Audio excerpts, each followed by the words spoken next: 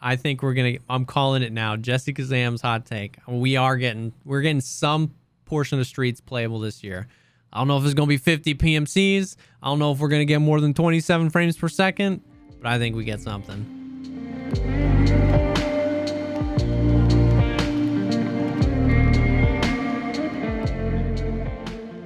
What's up, everybody? Welcome to the Pogcast, the show dedicated to talking about all the poggers things in life, like music, content creation, and video games. I'm one of your co-hosts, JesseKazam, an Escape from Tarkov YouTuber and Twitch streamer. And I'm Veritas, and I'm rock hard. Hey, I'm proud of you for thinking of something. I mean, I was actually gonna say something else, but we just watched the Tarkov. The trailer. Yeah. No, what I was gonna say was that so yesterday, I don't think I've actually talked about it on the podcast, but most of the people who hang on the streams and stuff know that. Okay.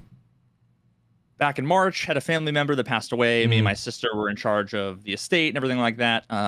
As of yesterday, we closed on, well, we had the closing, so house is all sold, which is a big fucking weight off my shoulders. Yeah. Got wired the cash today, and within about 5 minutes of having that, I paid off my fucking student loans. Wow. Which is I've been planning on paying for the next 20 fucking years. Yeah, seriously. And it's like that's awesome. Giant fucking weight off my shoulders. So I guess that's probably what you meant earlier when you're saying a bittersweet day. It's like hard to close that chapter because of obviously all the implications of what it means.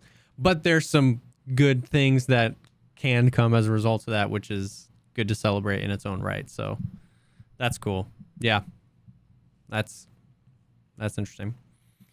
But yeah, it's we just came off watching, which for those of you listening, we will have this linked below, but we just came off watching that brand new Streets of Tarkov trailer. So going into it, it was interesting because they were talking about how they were going to do something at the Summer Games Fest, and I don't know. I was hoping for more than just a teaser trailer because we've had that's teaser trailer number 3, and that's since they started counting. Like, you know what I mean? Like way back in the day there was Streets stuff, you know what I mean? But I actually just found this out before I hopped in, is that they've got their own dedicated section on Sunday. They have BSG has 45 minutes. It's going to be on the main Twitch channel, Twitch channel, as a part of, I guess, Summer Games Fest or E3. I don't really know what festival is going on, but they've got 45 minutes. I just found out about that. So who knows what's coming. Interesting. But we'll have to see. But we got the new trailer. It's about 2.5 minutes long. You just watched it. I've seen it like 8 times today. What do you think? What are first impressions? So I watched it when I was like brushing my teeth and getting in the shower. I had it on my phone, like on the windowsill with like the sun kind of shining. So it was mostly like, oh, okay, it just looks like a bunch of cool new environments. Yeah.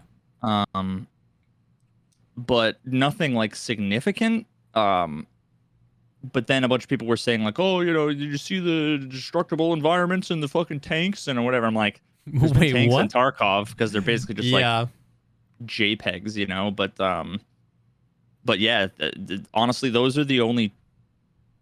Actually, there's 3 things that seemed noteworthy to me. The first being, it looked like there's a new iteration of like the ragdoll physics.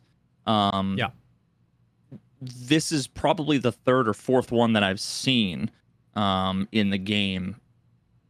I would say, probably at least the 3rd. I can think of, if you go back and watch some of the older videos, that pretty much anybody has on their channel, you can see that the bodies fell differently. And even though it wasn't, there was like aspects of the old way that weren't realistic, but that also were realistic. Like you could shoot a body and it would like twitch for a while, like while you were. It was kind of like a little janky, but at the same time, it was like if you're shooting somebody in the head, they're gonna fucking like roll over. You know what I mean? 100%. Yeah. But they kind of did away with that with like the newer implementation of the kind of ragdoll stuff, or at least they like toned it down. Yeah. And I couldn't actually pinpoint. I'll have to watch it a few more times to pinpoint, but all of the bodies falling just looked different. For sure. And Okay. I was thinking the same thing, and I couldn't tell if that was because it was like, I don't know enough to know. I was like, is that just because this is a closed test environment and everything is running as good as it should be? Or is that because they've updated it? I was thinking the same thing. There's one clip. I did a video about it today, and I in the video, I put the clip like 3 times at slower and slower motion. There's a clip where he's pushing a guy in a room, and the dude was in a grenade throw animation. And I don't know how to explain it, but like if you watch it back, the animation of him throwing that grenade is so smooth. It's like a pitcher throwing a baseball. It feels like he's got weight in his hand. There's follow through. The grenade doesn't leave his hand until all the way down when his fingers start to uncurl. Like I was like, there's something about that. I throw grenades all the time. And in Tarkov, you don't ever see him pull it out. You just basically the hand, and then once the hand's at like its apex, it just comes out of your hand basically because it happens so fast. This felt like some dude took it and was like chucking it. It just felt, so some of that, I felt that too. Some of the animations, some of the ragdoll, something felt different. And I'm sure this is a build in Unity 2019, right? Like it has to be. So I wasn't sure if it was just because of that or whatever, but I noticed that too. I noticed that it felt smooth. So there was that. The second thing was, again, I didn't notice this until the second time around. Yeah. Was some more dynamic, destructible kind of environments. Yes. Like right now, if you shoot like a computer monitor, it doesn't fall over or anything. So it looked like there's one point where he's like spraying a desk and the computer monitor goes flying off. Yep. There was also one part that like, to me, it's like destructible, but I'm doing the magic air quotes with my fingers. Destructible, where like, it's like in video games where there's like a hidden wall, but it's just like a darker gray patch. Yes. It looked like that, where there was literally like a rubbled up area that looked like it was blocked off, and then that like blew up when they with like shot a GL. Like a GL.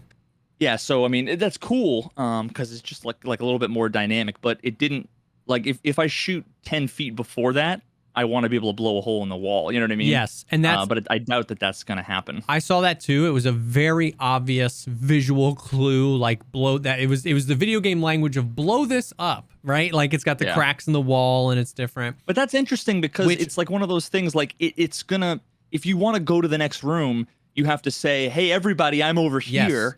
That's what I was gonna say. It's like setting off the alarm. I'm actually okay with that. Like I thought about it and I was like, I'm actually okay with that.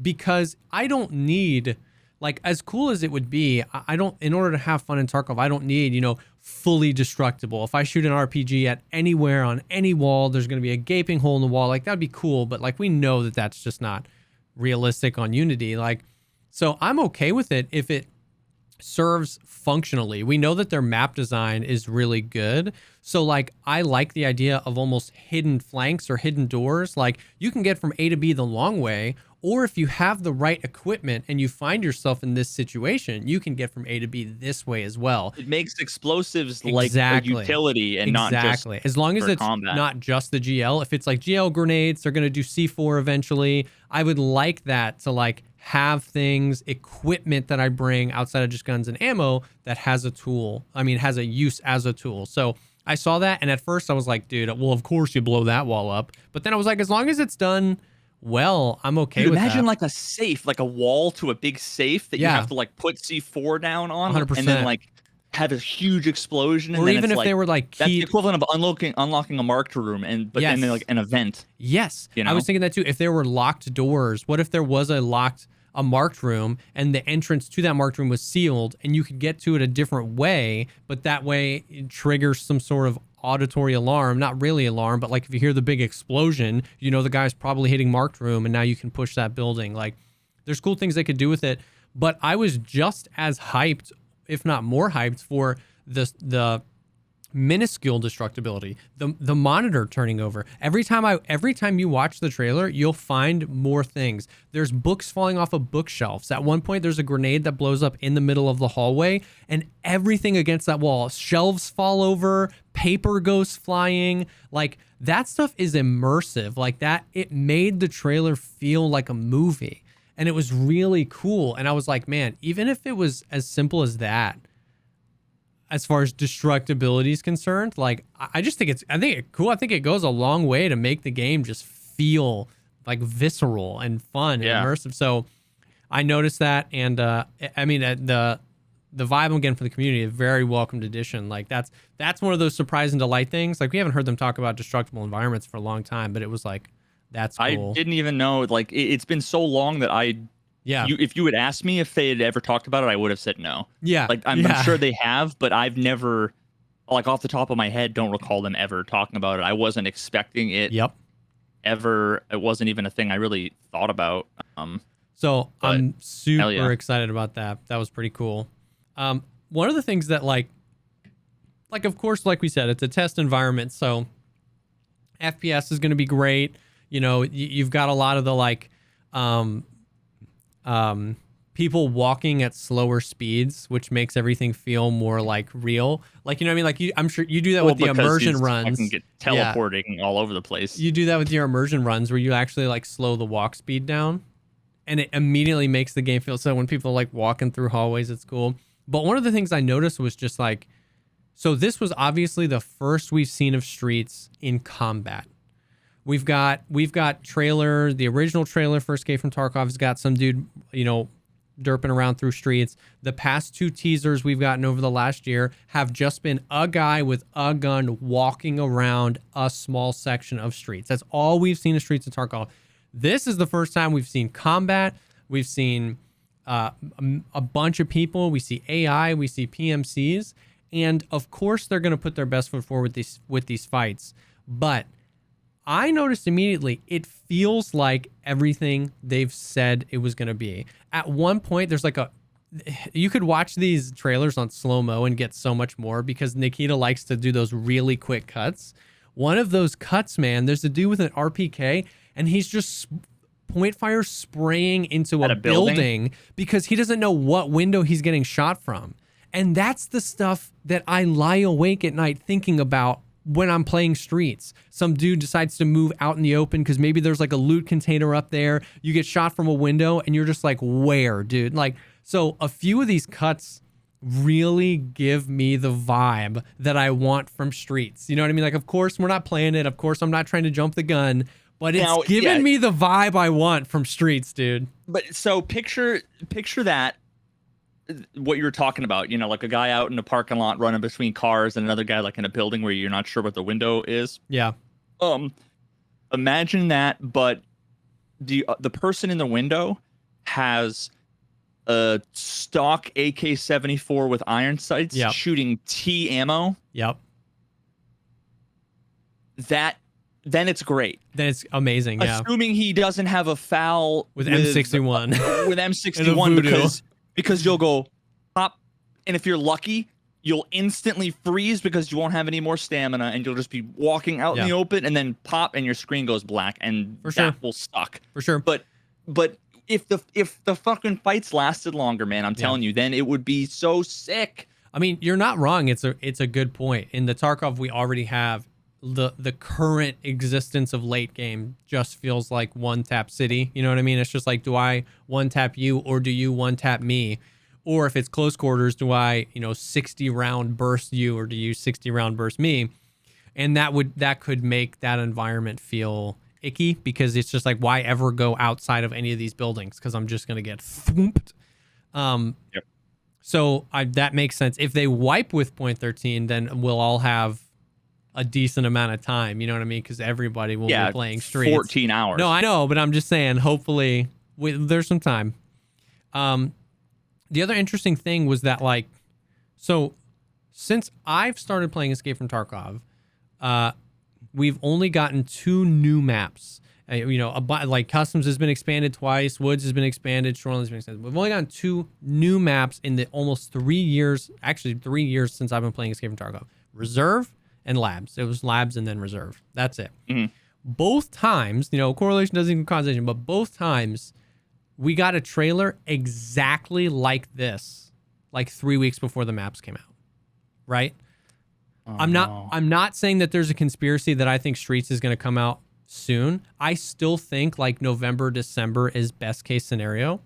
But what I'm why'd you say well, it? this is why. Why do you This is say why. it? Because I still think the vibe of the community is that it's like, cool trailer, we'll see you in 2025. You know what I Yeah. mean? Like, I still think the vibe is there's no way this is coming out this year. And for some reason, I really believed, even before today, Nikita, when he was saying, like, the last time Nikita opened his mouth about Streets on a podcast, he said, it's happening this year. It's just how much of it's happening. And that gave me the vibe that he was like, I'm done with this. Like, we're putting something out this year. It's just how much of it we're putting out. But the vibe has still been in my chat. I'm sure you get questions about it all the time. I get questions about it all the time. The YouTube comments, it's all like, no way it's coming out this year. Like, I really, like, with that trailer, like, the fact, and that's I guess what I'm saying, is that we get trailers like that, and then we get maps 3 weeks later. We have a trailer like that, and we still have 6 months left in this year.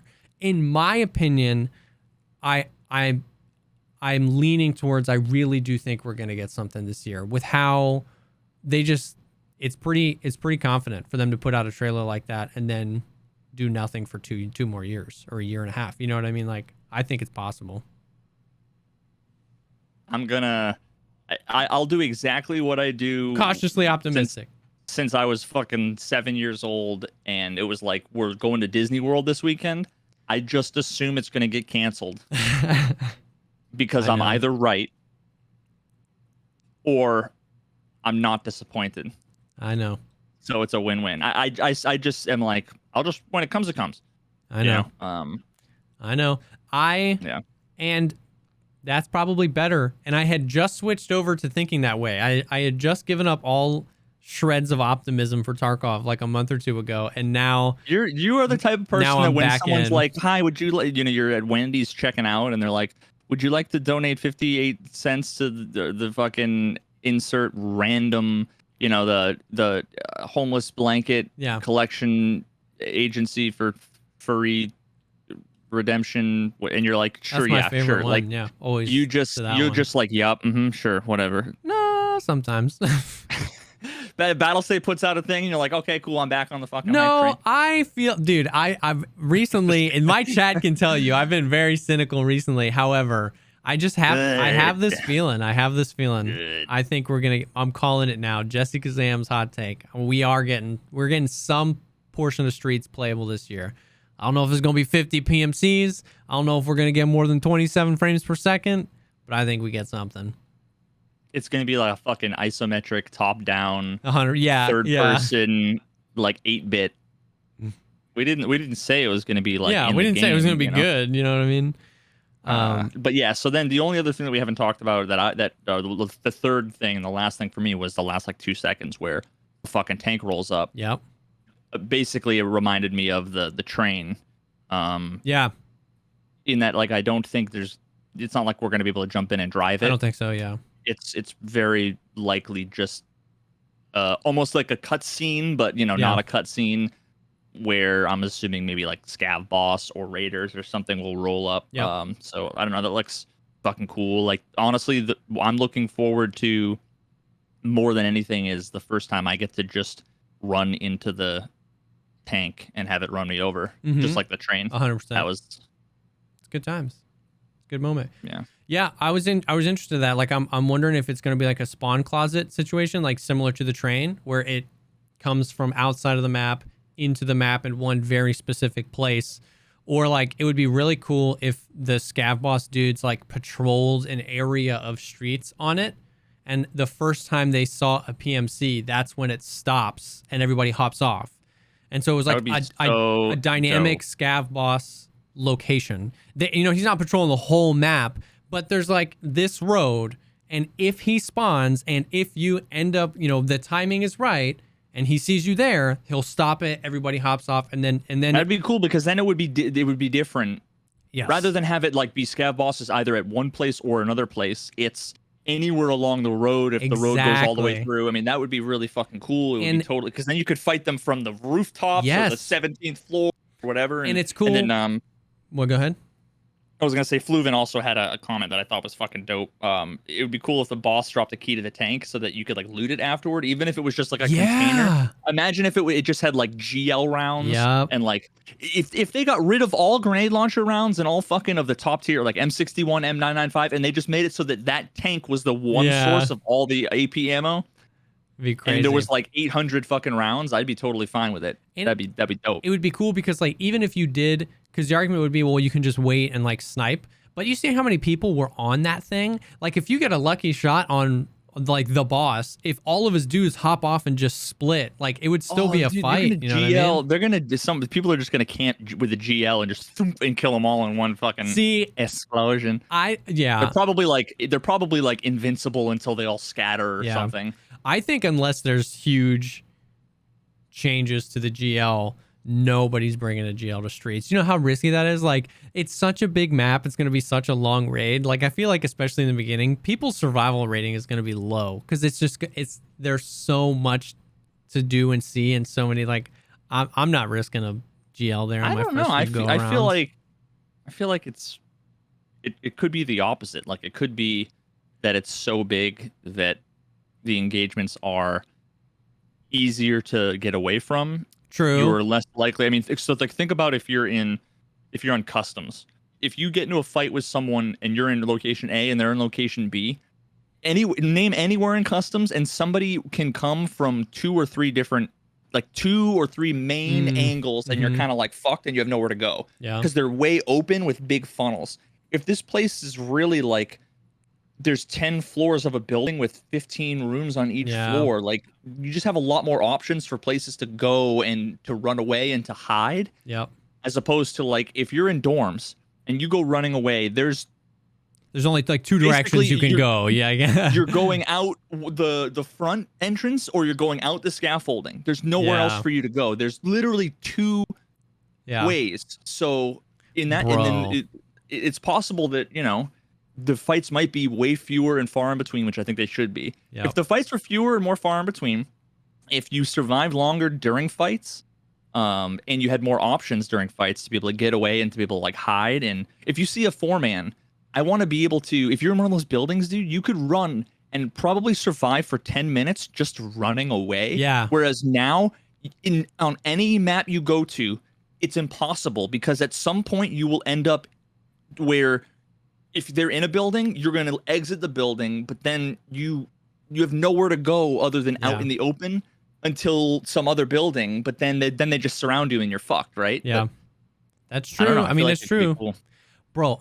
Dude, imagine like getting up high on one of the floors of one of those buildings, overlooking, and you hatch it out like a window, the bottom portion of a window, and you lay down with like a suppressed DVL and just a like. You know what I mean? Just hanging there for like 45 minutes, sniping, because if you're not breaking windows, people won't know where you're from. Quiet guns like that, like the suppressed SKS, the suppressed DVL are so quiet, bro. Oh my God. Just as long as it's not like, I just want to make sure whenever I'm sniping, I always feel like one of those old point and click games where the thing, like there's stuff on the wall everywhere, but everything is painted into the background except the one thing you can click is like this obvious tint color. Like whenever I'm sniping, I always feel like I might be wearing all fucking green camo, and I might be lying in a bush, but I just always feel like I'm so obviously sticking out, whether it's my fucking glasses are glowing or whatever. But then like when I'm getting shot and I look up at the hills, all I see is shrubbery, and it's like, how is everybody else fucking blending in? Yeah. I don't know. I would just want to make sure that like I want to feel confident. That it wasn't with the lighting through the windows or whatever that I wasn't super fucking obvious. Yeah. Then it would be really cool. I would love to just chill, listen to music, and just fucking sit for 20 minutes and wait for. That'd be sick, dude. Like what's that movie? Have you seen The Hurt Locker? I'm gonna have to put it on the list. Yeah, I have. Okay. I have. Is it The Hurt Locker where at one they've got like Capri Suns, and at one point they're just like lying there with a Barrett 50 cal, and there's like a terrorist sniper in like a hut. Was that? I know what scene you're talking about. Was that the Hurt Locker or the Bradley Cooper one? American. I'm pretty sure it's The Hurt Locker because I'm picturing the dude and his buddy. Okay, it was the Hurt Locker. I know exactly what you're talking about, though. I couldn't remember what movie, but I know exactly what scene you're talking about. Yeah, they're just sitting there like with crusted, like they've just been sitting there forever, and like the sun's going down and they're not moving, and it's just got the fucking Barrett 50 cal. Yeah, so like I would love that, dude. Just chilling there, waiting, just like looking through all the windows. I feel like Silent Scope. Remember that game? The arcade game back in the day where it was like a rifle with like a scope, and you'd look through the scope, like the and it was a screen. Arcades. Okay, yeah. Remember that dude, shit, dude? Yes. If it would feel like Silent Scope, because then you're just like looking to figure out like which window the thing's gonna pop out of, like fucking whack-a-mole. Bro. Oof. Oh my gosh. It like, I'm excited, man. I'm so excited. I really hope it definitely, in true fashion, begs more questions than answers, right? Like how long are the raids gonna be? You know what I mean? We know that there's going to be multiple scav bosses. We know, of course, they want to do like 30 or 40 PMCs. How many extracts are there going to be? How long are the raids going to be? Like, we have always said, because you and me talk about how at least you and I believe that this would be a great addition to the game, and it feels like there's no better time, which is the Dropbox things, like the ability to like extract loot while staying in the raid. Like I understand that you don't want to make it so it's incredibly easy to just get all your loot out, but at the same time, if they make a map designed for 50 people, and that's fucking 2 hours or whatever, and everybody spawns in, finds some dope loot or a quest item, and insta dips, it's gonna be boring. It won't feel like a map made for 50 people, because it'll feel like you'll spawn in, you'll search the duffel bag, you'll find the thing you need for your quest, the Salua, you'll spend an extra 7 minutes running to extract because of how big it is, and then it's just more of the same Tarkov, but longer running to extract and more chances to die. And then when we get to mid and late game, it'll just feel super lame to be the guy in the map being like, I just want to kill people this whole raid, I don't care about loot, and you're just running circles trying to find an extra scav to kill. Like, you know, we don't have any information about it, but it seems like Streets is the perfect time to try that out. Like, I don't know, dude. That feels exactly like when the game sucked for completely different reasons, which was nobody was playing it except for hatchlings, and all I wanted to do was run around and do PvP. This is before 4.12. Like, yeah, this is old school when like the game didn't feel so bad. But when actually like combat was fun, but also nobody was playing. There were like 2,000 or 3,000 concurrent players in the whole world, and it was hard times. Yeah, so that's my thing. Is like, man, it's gonna be dope, but the fear is that it'll just be, because it's like, and I don't even say that in the sense that like I'm okay if Tarkov isn't the way it is right now, where it's like I can spawn into a map and guarantee find PvP in 30 seconds or less. Like I know where to run. Like I'm not saying I want it to be as intense as it is now. Like I would like for Streets to feel a little DayZ-esque, where a player encounter does feel interesting, but I don't want it to be. The game currently incentivizes you to leave as soon as you have anything. That's how you maximize profit. If you've killed anything, basically, you're going to get a survived, which means your stuff is found in raid and you can listen on the flea market.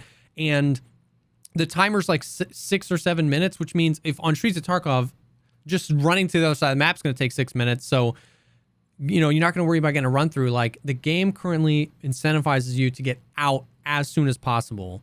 And Streets feels like a map at its core designed to be played as long as you can. And so my hope is that somewhere between now and its release, something tries to push us towards the middle, or else the fun will roll off as everybody's trying to get their quest done and stuff like that, you know? Yeah, you're either going to find a quest item, or, you know, you're going to find a fucking Bitcoin or whatever, or you're going to get in one fight and you're going to take their rig and their gun and you're full. Yeah. Because you don't have a giant backpack and because you can't take fucking thick item cases with you anymore. Yeah. One fight and you are literally full, and there's no reason to stay in the raid anymore. Yep. So. Yep. So. I am so excited though, and definitely like it's Tarkov's unicorn, man. It's Tarkov's thing. I mean, it's been the thing we've been waiting for so long. You know what I mean? For so long. I think that's why it felt so special to see people fighting on this map. You know what I mean? To actually see combat, to see, some of these glimpses of what it could feel like for us, because up until now it's just been this ethereal, the most ambitious thing we've ever done, we're this and that and technical this, and so it's exciting. I'm hopeful and cautiously optimistic we'll get something. And then we are on Sunday at I think 12:15 p.m. Eastern Standard Time. Battlestate Games is getting a 45-minute panel on the Twitch, the official Twitch channel, and I don't know what they're going to talk about. I mean, it's entirely possible that it's like nothing new. 100%. Yes. Because like they have all these, like they keep up to date with like the Tarkov community. Yes. But the thing is that the Tarkov community is still really, compared to the internet and Twitch, is still tiny. So this might just be a marketing opportunity to the kids who play Fortnite and, Battlefield or whatever. Or, it could be hey, we're fucking launching Twitch integration where you can fucking drop grenades from Twitch chat with bits or something. Who the fuck knows? No, 100%. I was thinking that too. On one hand, it could just be basically everything we've ever heard about Streets just again in a 45-minute, like in a row, where they're talking about the technical aspects of it, how big it's going to be, like all stuff we already know. Or it could be them updating everybody on the game and talking about 12.11, 12.12, and 0.13 eventually. Like, who knows? Like, well, my hopes aren't that high. I think they're going to basically be talking mostly about Streets, but it'll be interesting. Oh, indeed. They just when you think you're out, they pull you back in. Yeah. Story of my life. Veritas is like, no, I'm whatever. I don't care.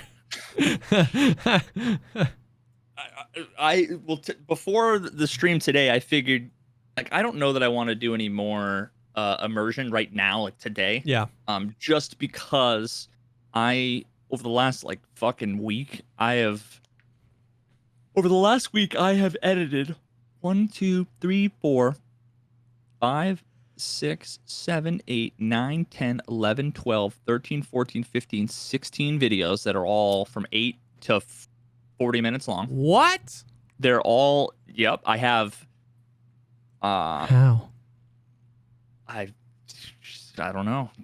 Caffeine. Five episodes of Scavenger Immersion. Okay. Tarkov. 4 episodes of PMC Immersion Tarkov, 2 episodes of a new thing that they're scheduled but unreleased. It's called Immersion Broken, where it's basically all my fucked up deaths and like cheater clips. It's just like bloopers from the immersion runs. And then I just finished right before the stream today. I ended up taking my video essay video, and I broke it up into 5 parts. Okay. Because I didn't want to, I don't know, I just thought another hour and 20-minute long video. Yeah. For like 4 content creators or people who are interested in that, like, was probably just gonna fucking flop. Mm-hmm. In terms of performance, mostly because of the whole like percentage of video watched.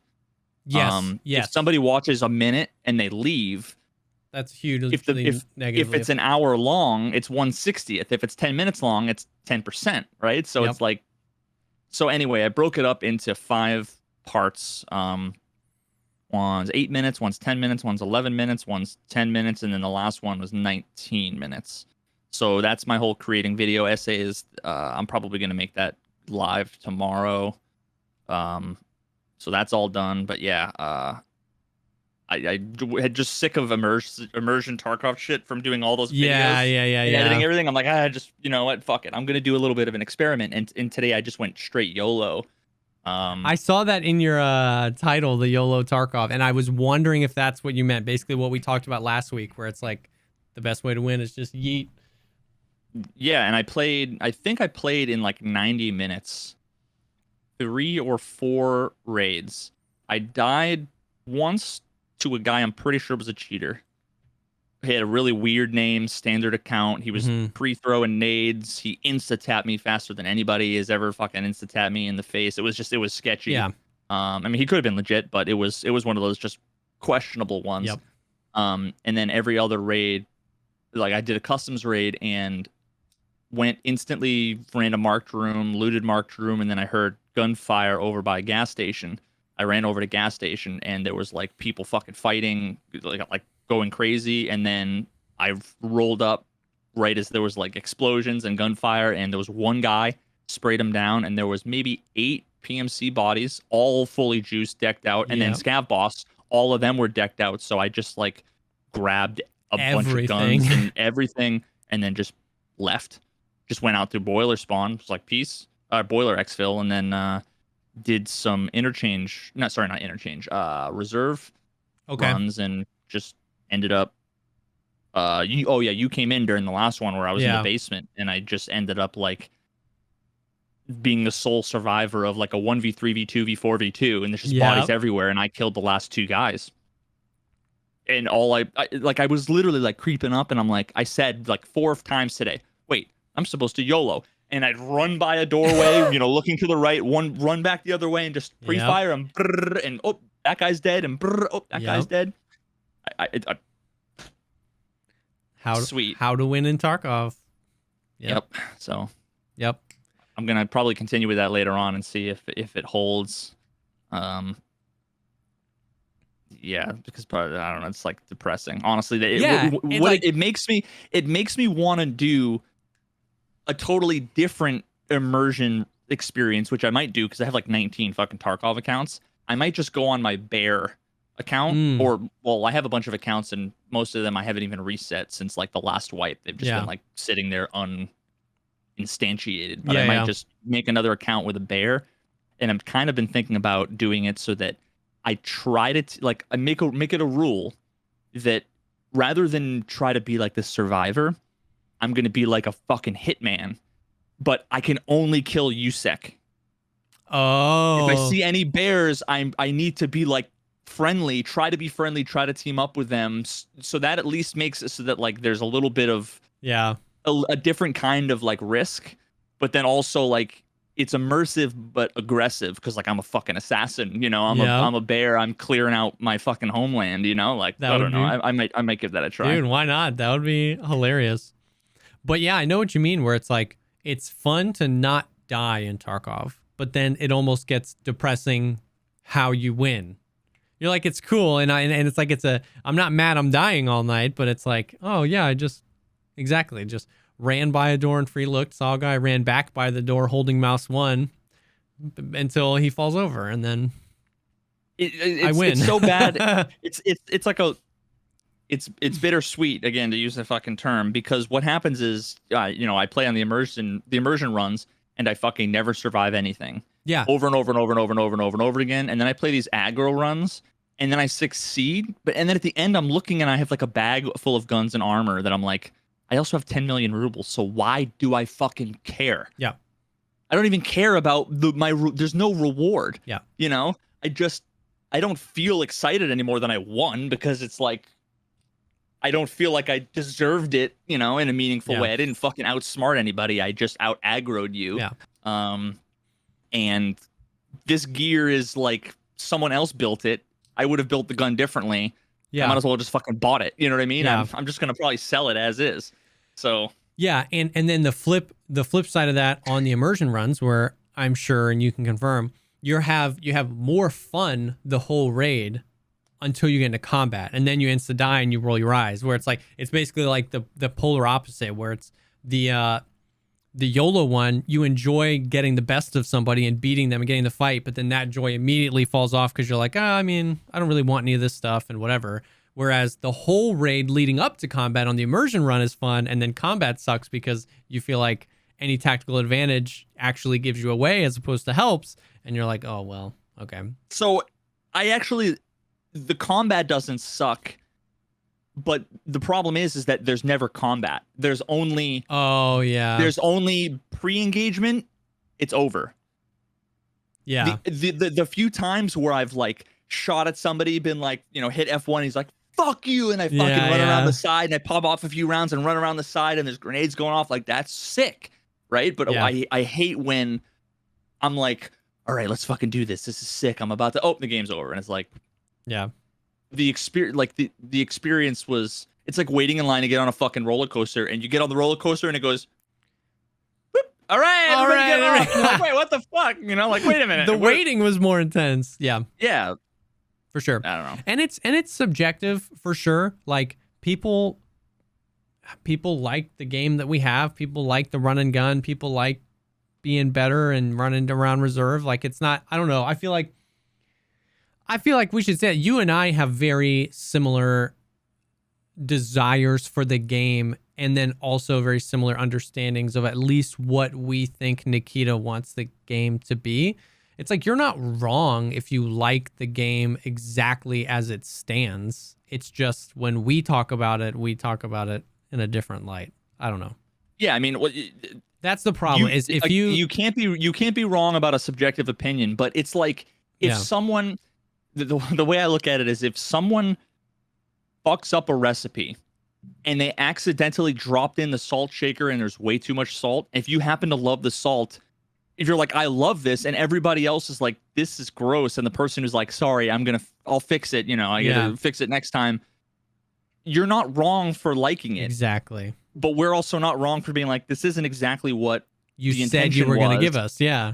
You know, because that's a great analogy.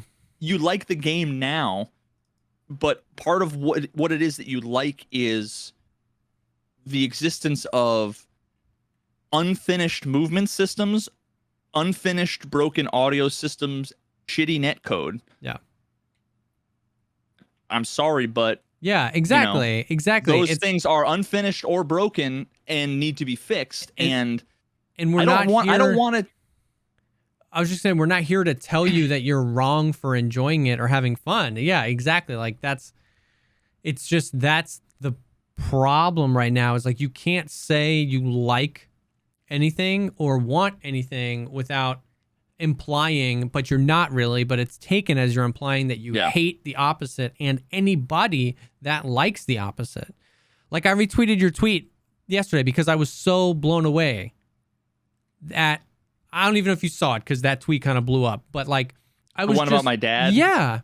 I was just almost all of the feedback was fucking people telling me, dude, you have like the opposite of paid actors. Somebody's paying people to just troll you on like freaking Twitter and stuff like that. Because I'm glad you're saying that, because I feel it, but I don't. I do, bro. It would not surprise me if 11 of those accounts were run by the same person, dude, because it's crazy. You didn't tweet Battle State Games, fix your game, implement this. You didn't tweet, I can't believe anybody would ever like the system we have.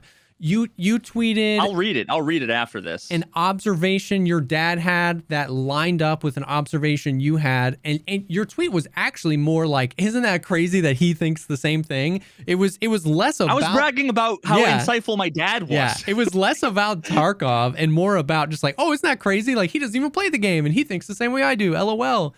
Yeah. And it was like 70 comments, and it was all the bull crap. It's like, we don't need inertia, bro. You just need to learn how to get good at the game. And I couldn't stand it. I retweeted it and I was just like, what the hell? Like, what is happening? Here's the deal. Oh my God. Insert inertia and all the stuff that I want and that you want or whatever. Yeah. It's not going to make it so that, like, Chad, quote unquote, won't go away. 100%. There were still going to be people that are going to be able to play mad aggro, and win, and win.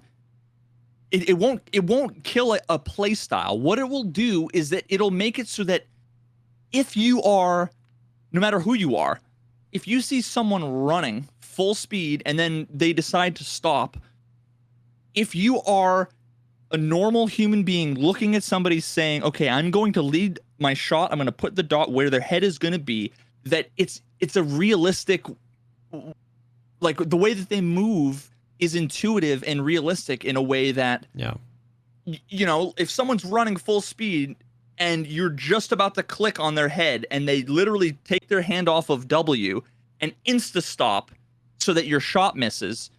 They're not better than you. Yeah. You got fucked by the game. Yeah. Saying, hey, we're gonna, completely turn all of physics and everything everybody has ever experienced in every video game that isn't a fucking 0G space game, or whatever, like upside down.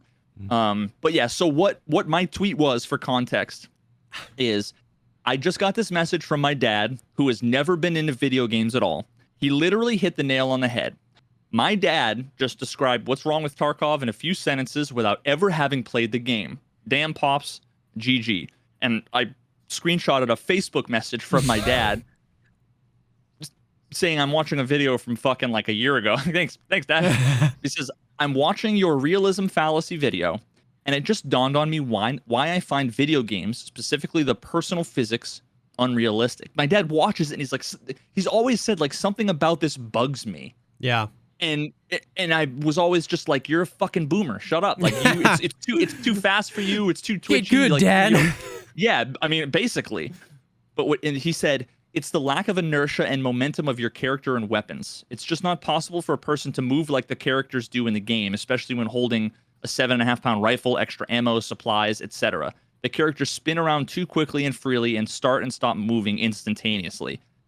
If the game was like fucking Sonic the Hedgehog graphics, where it was like, or even like Fortnite, I don't think my dad would have cared. Yep. Because he understands, like, he looks at this game with unbelievable graphics, and my dad's a graphics guy. He'll sit and watch fucking ray casting all day long, and the fucking, like, he loves that shit. He used to make me pause Madden just so that he could like look at the reflections on the helmets and stuff, because he's a graphics guy, and he's been doing it since before I was born. Yeah. I remember he used to sit down in the basement, and one of his projects that he worked on for the longest time that was like this, I thought he was taking over the world. It was a super secret project that I thought he was a super hacker on the dark web. I remember the first day he's like, oh, you want to see what I'm working on? And I'm like, my feet are on the cold concrete, downstairs in the basement, and my dad's at his fucking terminal, and it's just all consoles with, and he presses a button, and a screen pops up, and you see a fucking image start coming through pixel by pixel by pixel, and it was like a photorealistic, at the time, Porsche 911 model. And he was sick. Like, oh, I'm just like, he was like making like a ray tracer implementation.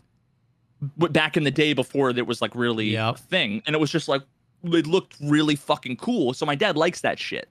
So when he sees something that's like looks so unbelievably realistic, and then he sees somebody fucking just running back and forth, insta stopping and turning back the 80 straight, he's just like, that bugs him as someone who's like, should be a simulation, right? Like, and then so that's all you were just, and then the overwhelming majority, because that word was in there, because inertia, because it was in the tweet, you know what I mean? The overwhelming majority immediately stake their claim in one of two camps, which is either like, you just need to learn how to get good, like learn the game you're playing, we don't need inertia.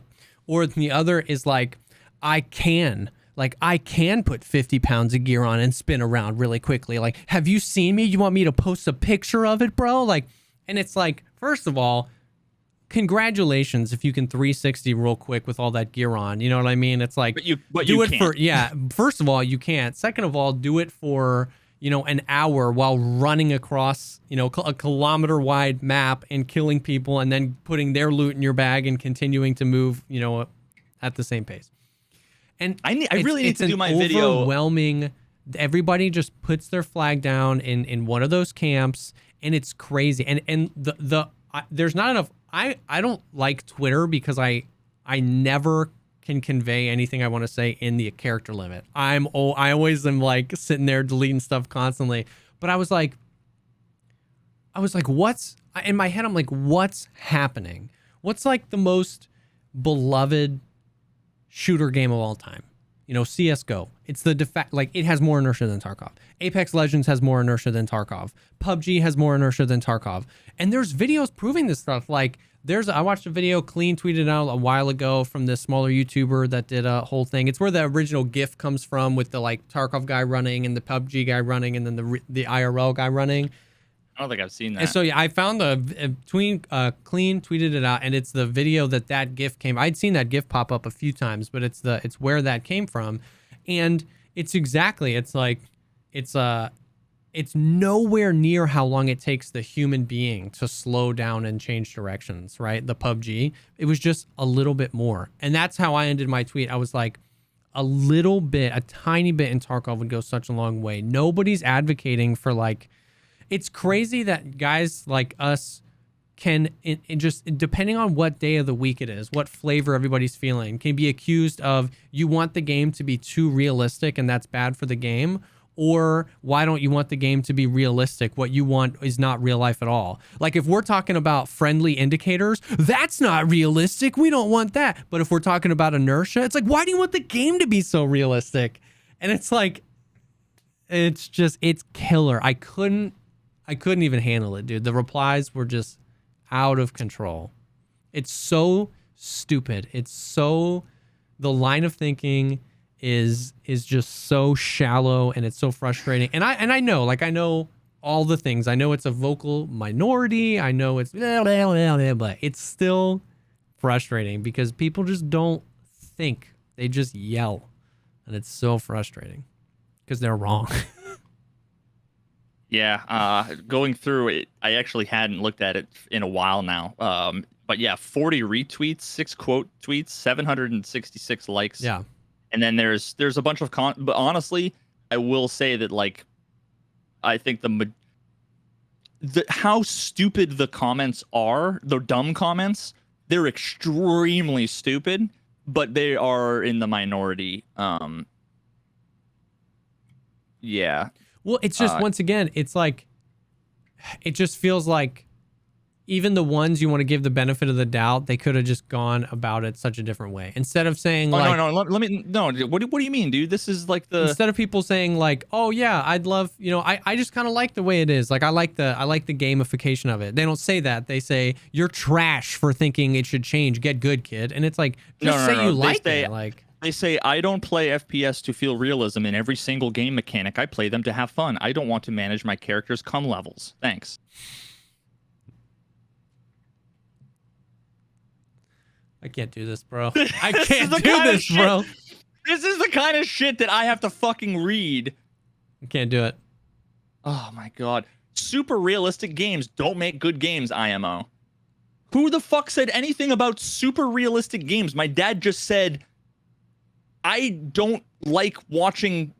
Yep. Like the thing that bugs me about video games that I don't play is that they're so spot on in everything except for that. It's like imagine watching fucking Gran Turismo 12, just perfect cars, but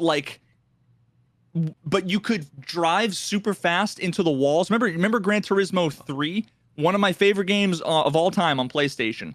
I used to literally there's one map that's just an oval. Okay. And there were what are they called? Not stamina races, but something like that.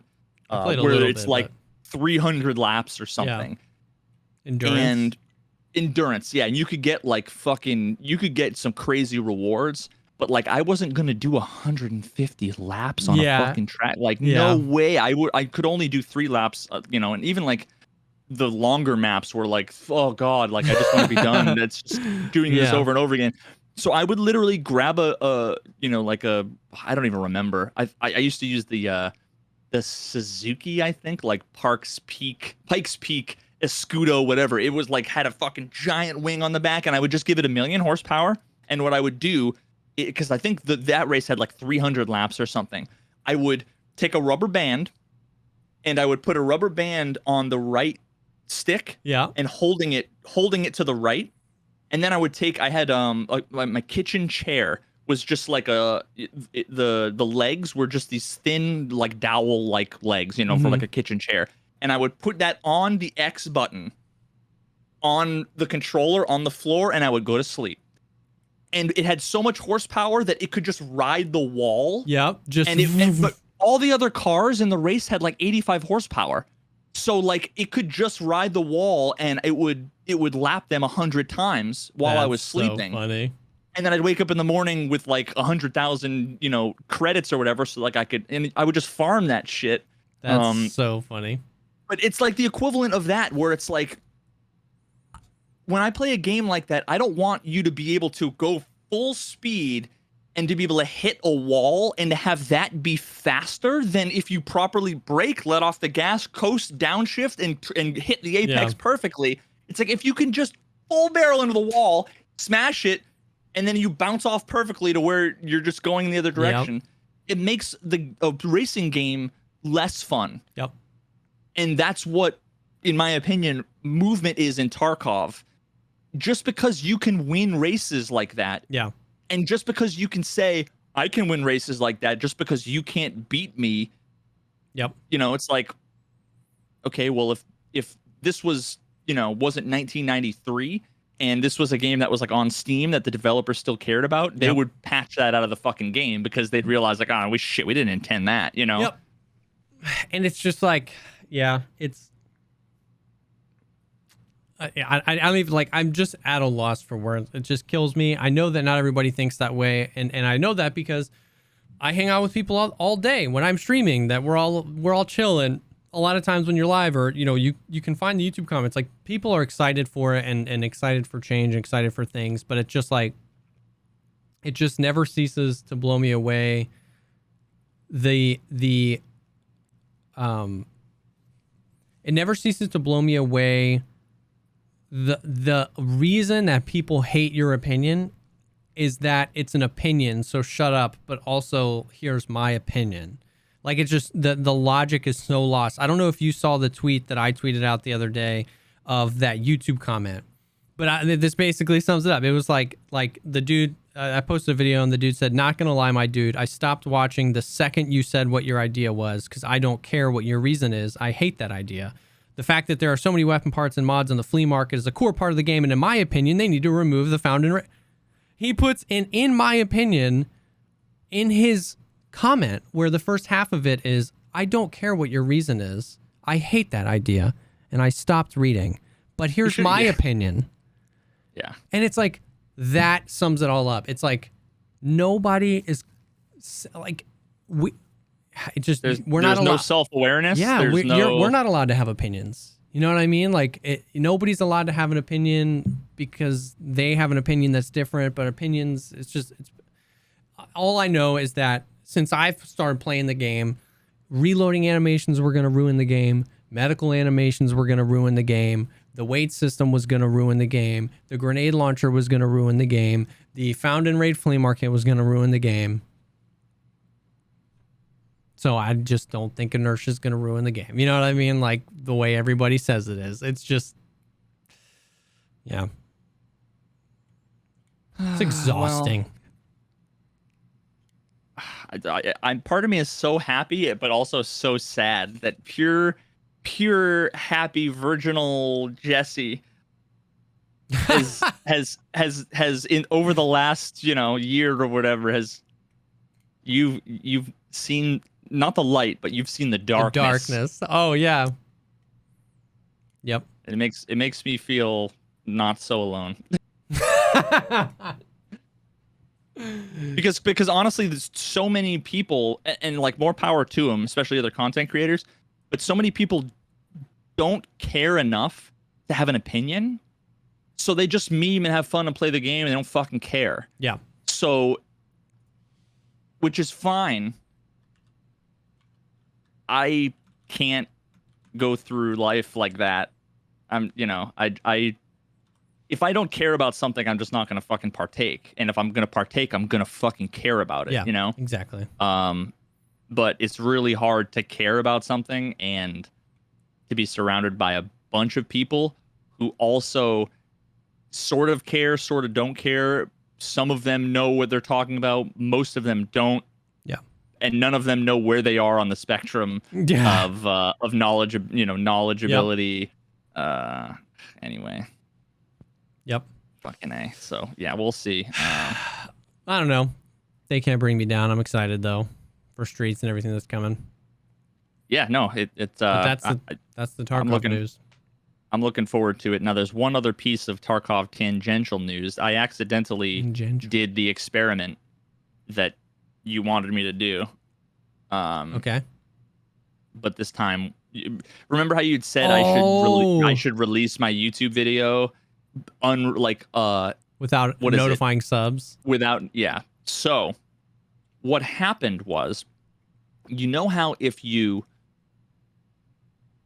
a video is unlisted, yes, then by default, a video that's in like a draft state is unlisted, right? Yes. If you fill everything out and you just hit save and you keep it unlisted, it's unlisted. Now, let's say you did that on a Monday. Let's say you added 10 more videos on Tuesday, Thursday, Wednesday, Thursday, Friday, whatever. Yep. All of those videos would be like above your video in like your dashboard, because that's just sitting there private. Now, if you were to go and make it public, then for the first time, it would essentially, that would be its new publish date, and it would get pushed up to the top, and it would go out as a notification for everybody, and everything like that. So what happened was, I accidentally made a video that I hadn't scheduled for the future. Okay. It was unlisted, but it was in a playlist. Yeah. And then people can find it. So that means people can find it, and as soon as anyone watches it, now it's like published. Yep.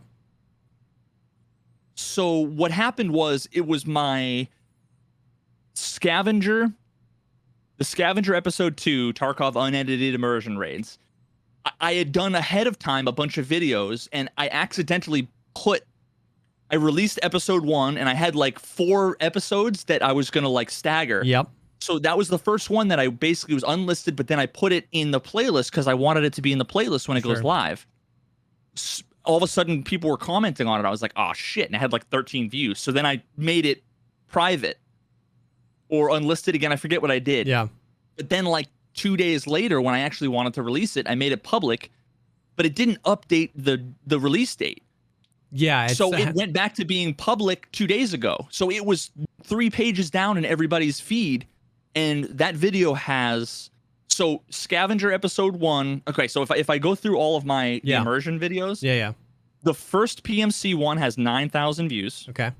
The first Scav one has about 5,000 views.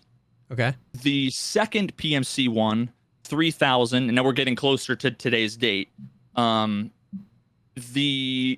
next Scavenger one has 3,000. The next PMC one has 2,700. The Scavenger one I released a few hours ago has 1,000. That one I released May 29th. And it's June 10th. So it's like 2 weeks ago, has 600 views. Interesting. And of course, it just so happened on that video too, that, someone had to come through and be like, your fucking channel is dying, blah, blah, blah, or whatever. And it's like, get the fuck out of here. And it was like the best part was that it was like 3 minutes after the fucking video went live, and the guy's like 100 views and it's got 3 fucking upvotes. God, your channel's dead. Like, the video just went fucking live, you smooth brain idiot. Dude. Like, but then he's like, oh yeah, well your last video has even fucking less. I'm like, well yeah, but I could try to explain to you how playlists and scheduled videos work, but trust me, you're too fucking stupid for me to explain that to you. So yeah, that was really interesting, because it was like I guess similar to the experiment that you wanted me to do, which was don't show it to subscribers or whatever the fucking thing was. Yeah, I would still be interested. I would be interested to see how a video that is not Tarkov related is done, how it's done that way, and actually like sent out, because I did the same thing actually. I was doing a video that had a sponsor, and they have to approve it, so it has to remain unlisted because you can't make it private because they want to see it. But so it has to be unlisted. But I added it to a playlist, so I got comments that was like, "Why can't I find this in your uploads? I can only find it in the playlist." And I was like, I didn't know that that's how that worked. Very interesting. So I made it private, or I took it out of the playlist so that the sponsor could, and then I made it private. But I would You'd be surprised how many platforms have those kinds of weird issues. Spotify's the same way. Really? I released a song. One of my latest songs, Locomotives, I released it, but I realized I named it the wrong thing like 2 minutes after I had submitted it to DistroKid. So I canceled the submission, and I did it over again. Now you literally cannot find the song unless you go to the playlist that it's in. Like it's not on my profile page. Yeah, it's just not there. That's super weird. Yeah. So yeah, I would still be interested to see a non-Tarkov video because we're interested to see how that does.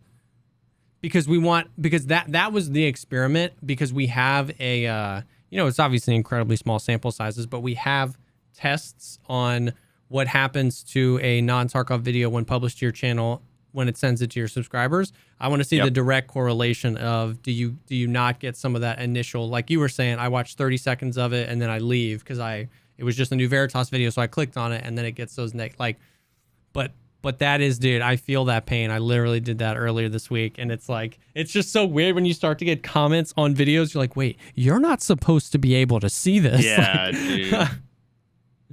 Yep. And I have I told you about all the videos I've done ahead of time, and now all of a sudden I've uploaded 1,000 fucking videos to YouTube, and this is the first time this has happened. And then now all of a sudden I'm so paranoid and I'm so unsure of like I have these. So I made the video essay playlist on YouTube for the 5 videos. I made the playlist private and all those videos private, and then I put them in the playlist. When I release the videos and I make them public, is it gonna backdate them all? Or I think what I'm gonna do is I almost feel like I'm gonna schedule them now. I'm gonna turn them from private to scheduled for like an hour from now or whenever I go to release them, hoping that like scheduling them for a future date will be more of an official release than making it private public, because otherwise you could make a video private and then make it public again and it would just put it back up. It'd be like bumping a thread. Yeah, that's interesting. So yeah, I don't know. And I tested that with some of my videos where they'll be like lower down in the list because they're private. Like Scavenger episode 4, 5, 6, and 7, I already have like up. So if I were to go and make them scheduled for a certain time, and if I like leave the page completely, if I like clear my cache, open up YouTube again, go back to the dashboard, it will be temporarily above something it was scheduled after where it might have been before. So I don't know. It's weird. It is weird. It is super weird. Yeah. All right. Well, let's see. I've got a whole bunch of other shit that I put down on the list. I don't know. Yeah, do you have anything? No, not really. I mean, I've gone through some of the watch list stuff that we can talk about later, but I really just the big Tarkov Streets announcement was the thing. All right off. Well, what I can do real quick is I'll play the message I wanted to play last week from one of the viewers, and then we can use that as a little bit of a discussion. Let me just make sure, though. I'm going to want my this and this. Okay, this should work. Let me go ahead and play the message. And also, remember last time I was talking about I got confused with the podcast distributor and like which part of the message was the person's name. Yeah. So, and you know what? It sounded familiar too when I was like, his name. I'm like, I'm not sure if it's Church or if it's Scav Talk. Or whatever. And I realized like Scav Talk is like, I'm like, wait a minute, like that sounds familiar because I had heard of it's another podcast. I believe they do Tarkov stuff. I don't think I haven't listened to any, but he uses our same distributor for podcasts, so it like just linked it as and put Scav it there. Talk. So yeah, shout out to Scav Talk. I guess I'm assuming that it's another adjacent, Tarkov adjacent podcast. You guys have to check it out. Yes. You know me, I have enough fucking Tarkov myself that I at this point I'm not listening to other. I don't watch other fucking YouTube Tarkov shit. 100%, yeah. But I'm probably gonna have to check them out. But yeah, let me. Yeah, it was like play... Church or Scav Talk. And I was just thinking in the back of my head, like scav talk, like that sounds like something I've heard of before. Although where in the bloody hell is my viewer messages thing? What did you do? What did you do with it? I did nothing, I promise. Okay, I found it. Can you Check the can you hear special this, folder. by the way? Let me do this. Hey, Jesse. Did you hear that? Yeah. Oh, Yeah. beautiful. Okay, cool. All right, let me go ahead and play this. Hey, V. Long-time listener, first-time caller. Someone had to say the it. YouTube algorithm podcast, as both of you are inspirations for anybody wanting to start making content. Mhm. I have a passion project of making a video essay on Tarkov's profit from failure mechanics within the context of the secure container. In short, regardless of the value of the I'm gear interested. you bring in, it is possible to loot something more valuable than what you are risking, your gear, die, and then profit.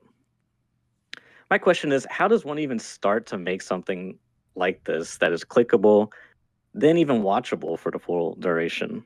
My thinking process is start with a thumbnail, title, then the content. I learned a lot from the DJ Peach Cobbler podcast and making the type of content informative and entertaining. Love to hear your guys' thoughts about secure container as well. Peace. So that's like adjacent in so many different ways. It's like a perfect little fucking. Yeah. I was just thinking so that. I was like, there's a million things we could talk about. Yeah, I took some notes because I had 4 kind of ideas for things I wanted to comment on to try to help answer the question. One, that idea is one of those things that like I've thought of as a nebulous kind of like there's something interesting about the fact that Yes. you know, like you can fail and then still succeed. And I've talked about this before in other videos, but like never gone down that rabbit hole. And I would be so fucking fascinated to hear somebody do something like that. It just sounds like a really cool fucking 100%. topic. So I'm like totally jazzed about it. So that being said, a couple of the notes that I have, because you basically want to make something and then, you know, he's essentially asking how to make something and make it be popular. Mm-hmm. I can only give advice on the stuff that I know / think works, you know, and 100%. correlation and causation and, you know, and I love when you watch those videos, just like, here's how to succeed on YouTube. You know, here's how to make your video go viral. And it's got 13,000 views. And I'm like, I can't not roll my eyes because it's like, 100%. I think about that all the time too. It's like, you know, how to stand out on YouTube. And it's like, this video doesn't have a million 17 views. subscribers.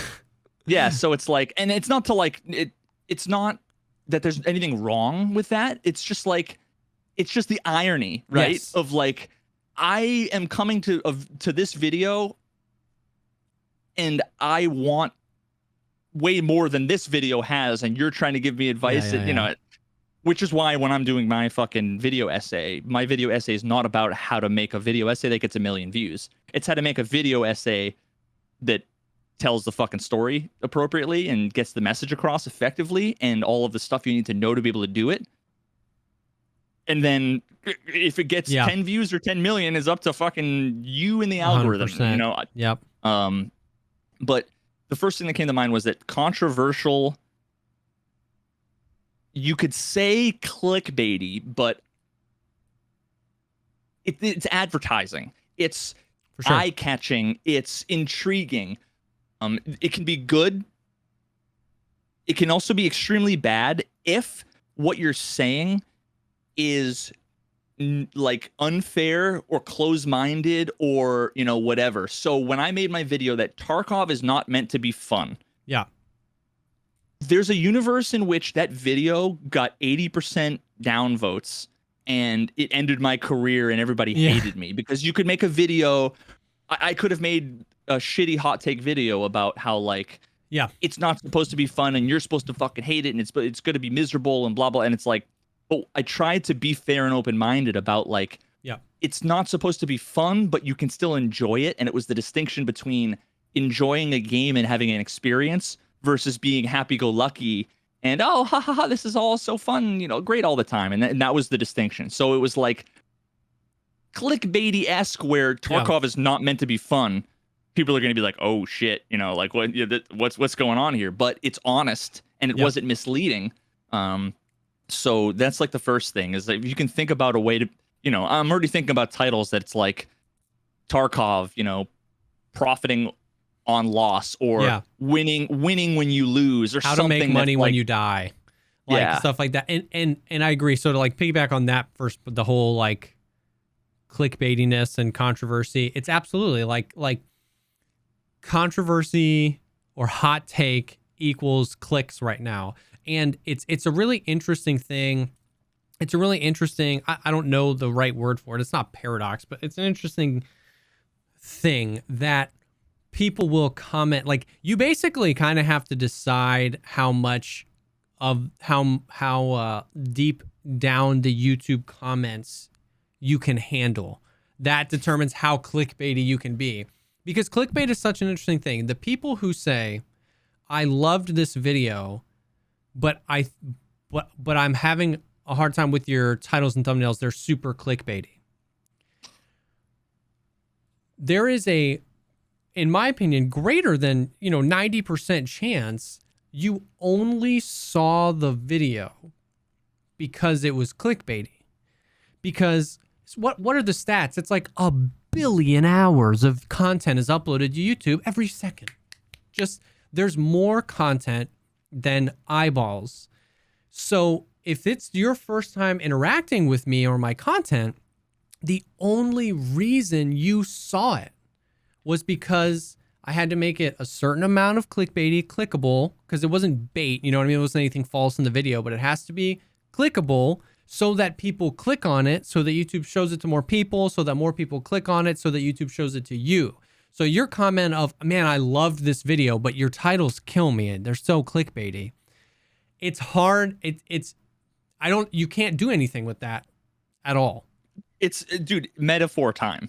You're walking through a crowd of 1 million people that are all screaming and yelling, and they're all waving. They're trying to sell you fucking DVDs or whatever, right? And then I stand up on the thing with a megaphone, and I'm like, hey, you! Attention! I'm like, you know me. I know you're going to like this. I know you're going to want this. And they go, oh, okay. And then they walk over and they fucking look at it and they watch it and they say, that was great, but you didn't have to fucking yell. Yeah, you were dude. so like, loud. Megaphone? It's like, okay. 100%. I would have been drowned out by the crowd and you never would have fucking heard me if I hadn't yelled your name 100%. And been like, get over here. So but that's just people who they just don't have any awareness over the system. And it's like, I don't blame them for being ignorant of what it's like to be a YouTuber. Yes. But at the same time, it's like, I'm the type of person that in the time it would have taken me to write out the thing, I would have to have realized, like, man, maybe there's something I don't know, because clearly I'm complaining about how you've used this system to get my attention. I know nothing about this system. I would be hitting backspace on my comment like, oh shit, there's probably something I'm saying that's stupid here. But people just don't have the self-awareness. And we have the wrong word. It's not clickbait, right? Like that's that holds too many definitions, and that is to its detriment. I really think it brings down the overall experience, because like, I am not telling you that there's going to be something in this video that there isn't in this video. You know what I mean? If it's my opinion, like some of the ones that I got a lot of the nasty comments are like my whole series, Cheap Chad Destroyers, you know, the best gun you never see in Tarkov. And somebody's like, I use that all the time. What a clickbaity title. And it's like, I never see it and I don't use it. So I'm allowed to say that it's the best gun that I never see in Tarkov. I didn't tell you that laser beams were coming to Tarkov, and then I make a whole video that never mentions laser beams. That's clickbait. I baited you into the video with something that I knew wasn't going to be a part of it. So that's hard. Nobody has another word, so they say your title, your thumbnail is clickbait when it's really not. It's called advertising. Exactly. When you drive by and you see the golden arches and the McDonald's sign that has a light in it, clickbait. Yeah. You know, it's 100%. like, no, it's attention grabbing. 100%. Or the Big Mac that's like, it looks nothing like the Big Mac you get from the store. You know what I mean? That one was created in a lab. Like, That's closer to clickbait. Yeah, it is. On the spectrum. But at the same time, once you see that once, you can never complain about it again. It's the equivalent of, imagine if you're driving by the McDonald's. I even used a visual of me in the podcast, like a screen recording of the podcast, where I'm like, in my video essay, where I'm like, if you know me, you know I overuse metaphors, and here I am fucking using a metaphor. But like, imagine if you see brand new deal you've never seen before. They have it on the sign, next to the 5 billion fucking burgers sold or whatever. And you pull in and you go through the drive-thru and you fucking order the new McFlurry fucking shake for discounted price, whatever, combo meal. Great. You pull out of the parking lot and you look at the sign, you see new deal, never heard of before, and you fucking pull back in. You're like, no, I heard about this 5 minutes ago. It's like, it's that ridiculous. Yes. It's that ridiculous. That is a good one. That's, Well, the sign says I've never heard about it before. I've never heard about it before. Fucking idiot. That's a great analogy. But anyways, back so to Scav Talk, it's you kind of have to walk that balance. And don't beat yourself up. Don't think that this one, like, don't put too much stock into one video, right? Like, this one could make or break my career, because that's too much pressure to put on it. But you kind of took me 73 videos before I got fucking more than 10 views. Yeah, 100%. And the video I spent the most time I've ever spent working on a video has the least amount of views on my channel, I think, still to this day. And it's still the video I've put the most time into. Story of my life. So don't put too much stock in it. But there, as far as that, of like how far do I go if you're like an emerging YouTube? How far do I go down the clickbait rabbit hole? You have to be able to sleep at night. You know what I mean? You got to know that, like, you were excited about the thumbnail, you were excited about the title, you feel like it was a good billboard. Going back to your advertising analogy, you feel like it was a good, snappy, eye-catching billboard for your video, and you feel confident about it. You will get people saying, like, it's garbage, and just that's okay, as long as you feel good about it. You know what I mean? And learn where you can. You just kind of have to ride that line. You need to. The more videos I make, the more I go down the clickbait rabbit hole. I'm not gonna lie. I've leaned into it because I feel like I represent my thought process extremely well in the video. Where that, even you are using the term clickbait, and you're using a different term. I am. At no point have you ever been clickbaity. No. You're just doing the YouTube thing that you need to do to try to get people to 100%. Click on it. But clickbait is inherently dishonest or misleading. Yes. And at no point have either of us ever done that before. I would only ever consider that as like a fucking meme or an April Fool's joke. Yeah. That's the only time. And in that case, if it's April Fool's, you can't call me out for being clickbait. Don't be a douchebag. Yeah. If I'm like, Tarkov has aliens and I Photoshop in aliens, and you're like, it's not oh my clickbait, God, it's a prank, bro. I bought the game because I thought there were aliens. You owe me $45. That's pretty much the only case. But so you just have to think about, and this has helped me sleep at night, is think about a room full of reasonable people.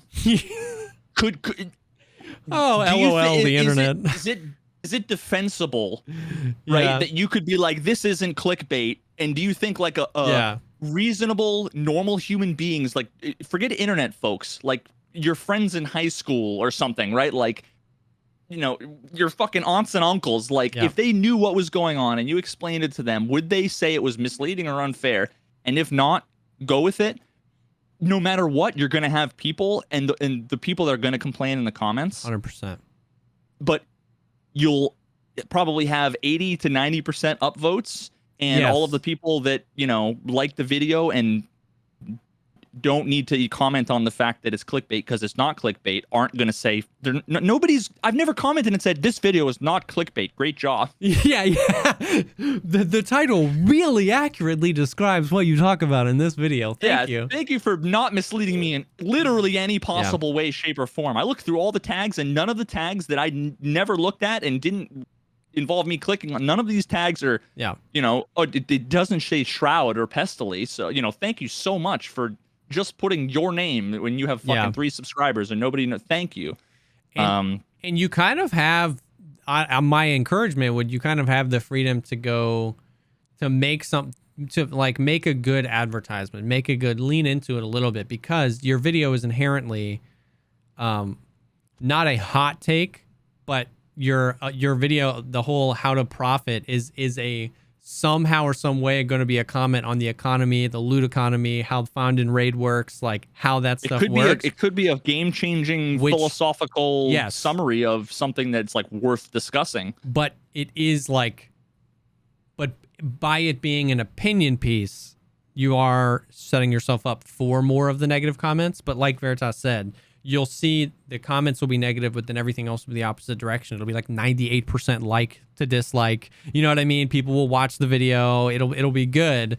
But, you know, my first like 50 videos were like, what is offline mode? You know what I mean? Like that gets a different type of comment of like, oh, I didn't know this existed, as opposed to like, what then I did a video 2 weeks ago and it's like, what I think Escape from Tarkov needs. And then it's just toxic as hell. So now when you only have like 20 upvotes because you're new, and there's like 7 downvotes, it can be really disheartening when it's 50% downvotes. Like somebody with 20 views or 100 views or whatever, that the percentage of upvote to downvote to positive comment to negative comment is a complete, like, you cannot compare it to like when I watch a fucking Philip DeFranco thing and I see that he's got, you know, 1 million views and it's 99% like, oh, well, he gets 99%. Yeah, because there's 1 million fucking votes. Yeah. So the clowns get drowned out by the reasonable people. But when you only have 20 views and there's 5 clowns, it feels like a lot. No wonder you have 70. Yeah, it just feels like a lot. So a few more things I'll go through really quickly is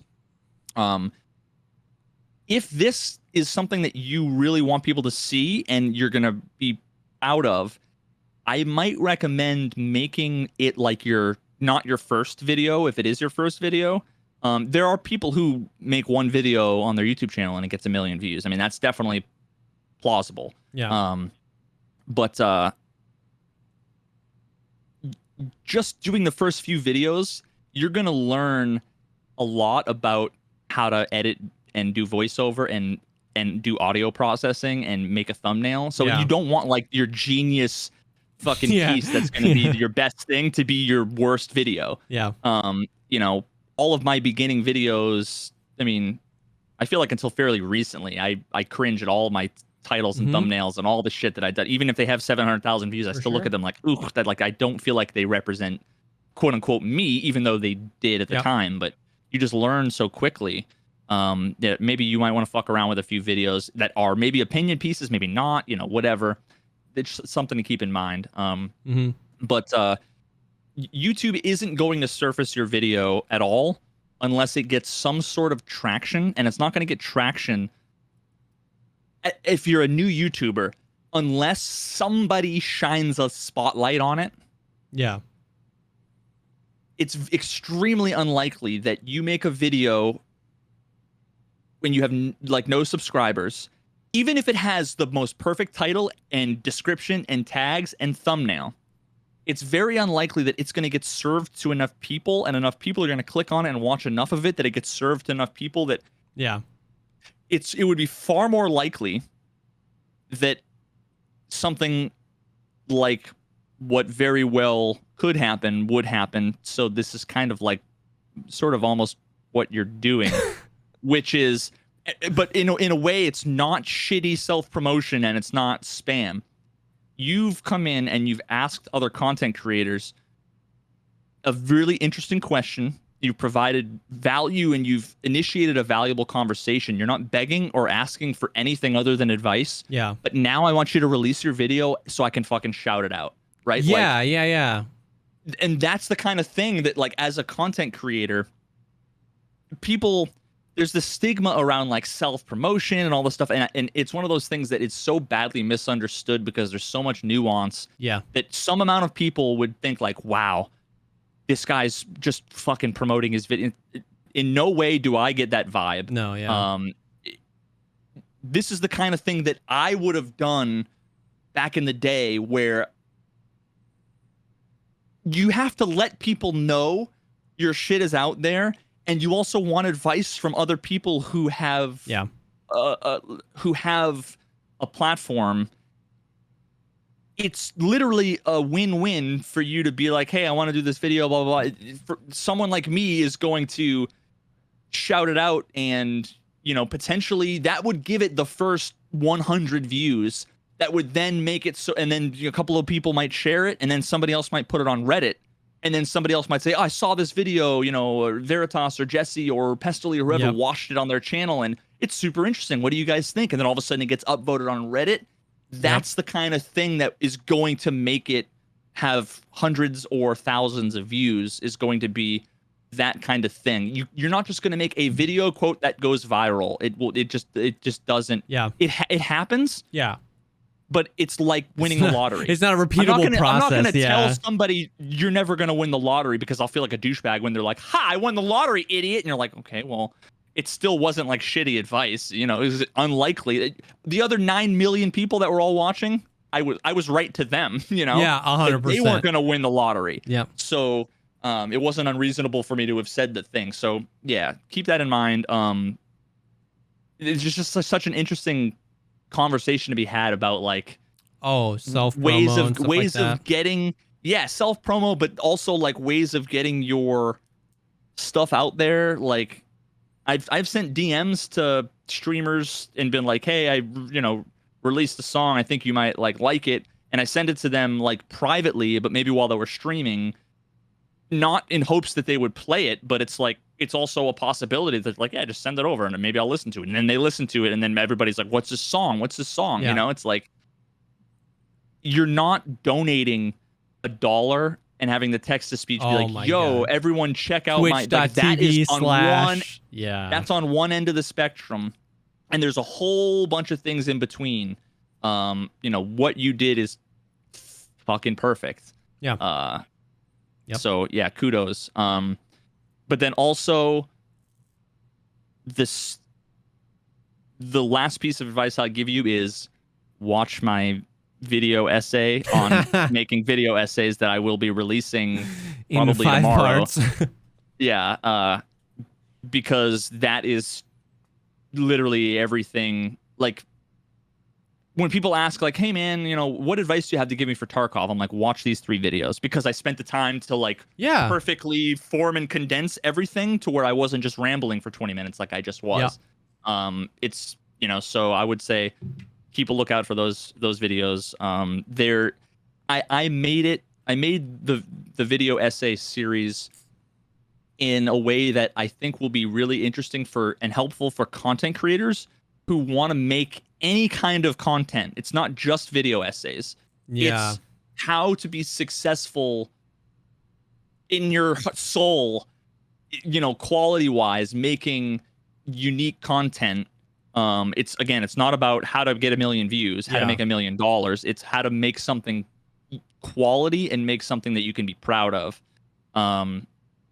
But then also, like most of my other content, it's a whole bunch of, like, there's videos of my dad woodworking, putting together my fucking Telecaster. There's me playing guitar. Yeah. There's clips of me IRL. There's throwbacks to all kinds of other channels. There's me doing editing and of audio and music and all kinds of other stuff. It's just the whole process in there. So it's not going to be super boring, even if you don't want to make video essays. But I'm excited. Yeah, I might preview it after the stream. We'll see. Yeah, it's making content's a very, like, personal thing. Yeah, you just got to figure out what you want to do with it. Like, for all we know, like, it could be, this is just a video you want to get out. You just have a thought, you want to put it in video form. You don't want to be a YouTuber. You just want to get this video out and see. You might want this to be the start of something. You might just want to do it as a hobby and see where it goes. It's very personal, and you kind of approach them differently. And some people write fucking 200-page Reddit posts. Yeah. I'd like, take the time you spent to fucking write out this thing and make a video. Yeah. Because people don't want to read anything anymore. No, they'll watch a video though. I don't. So it's like,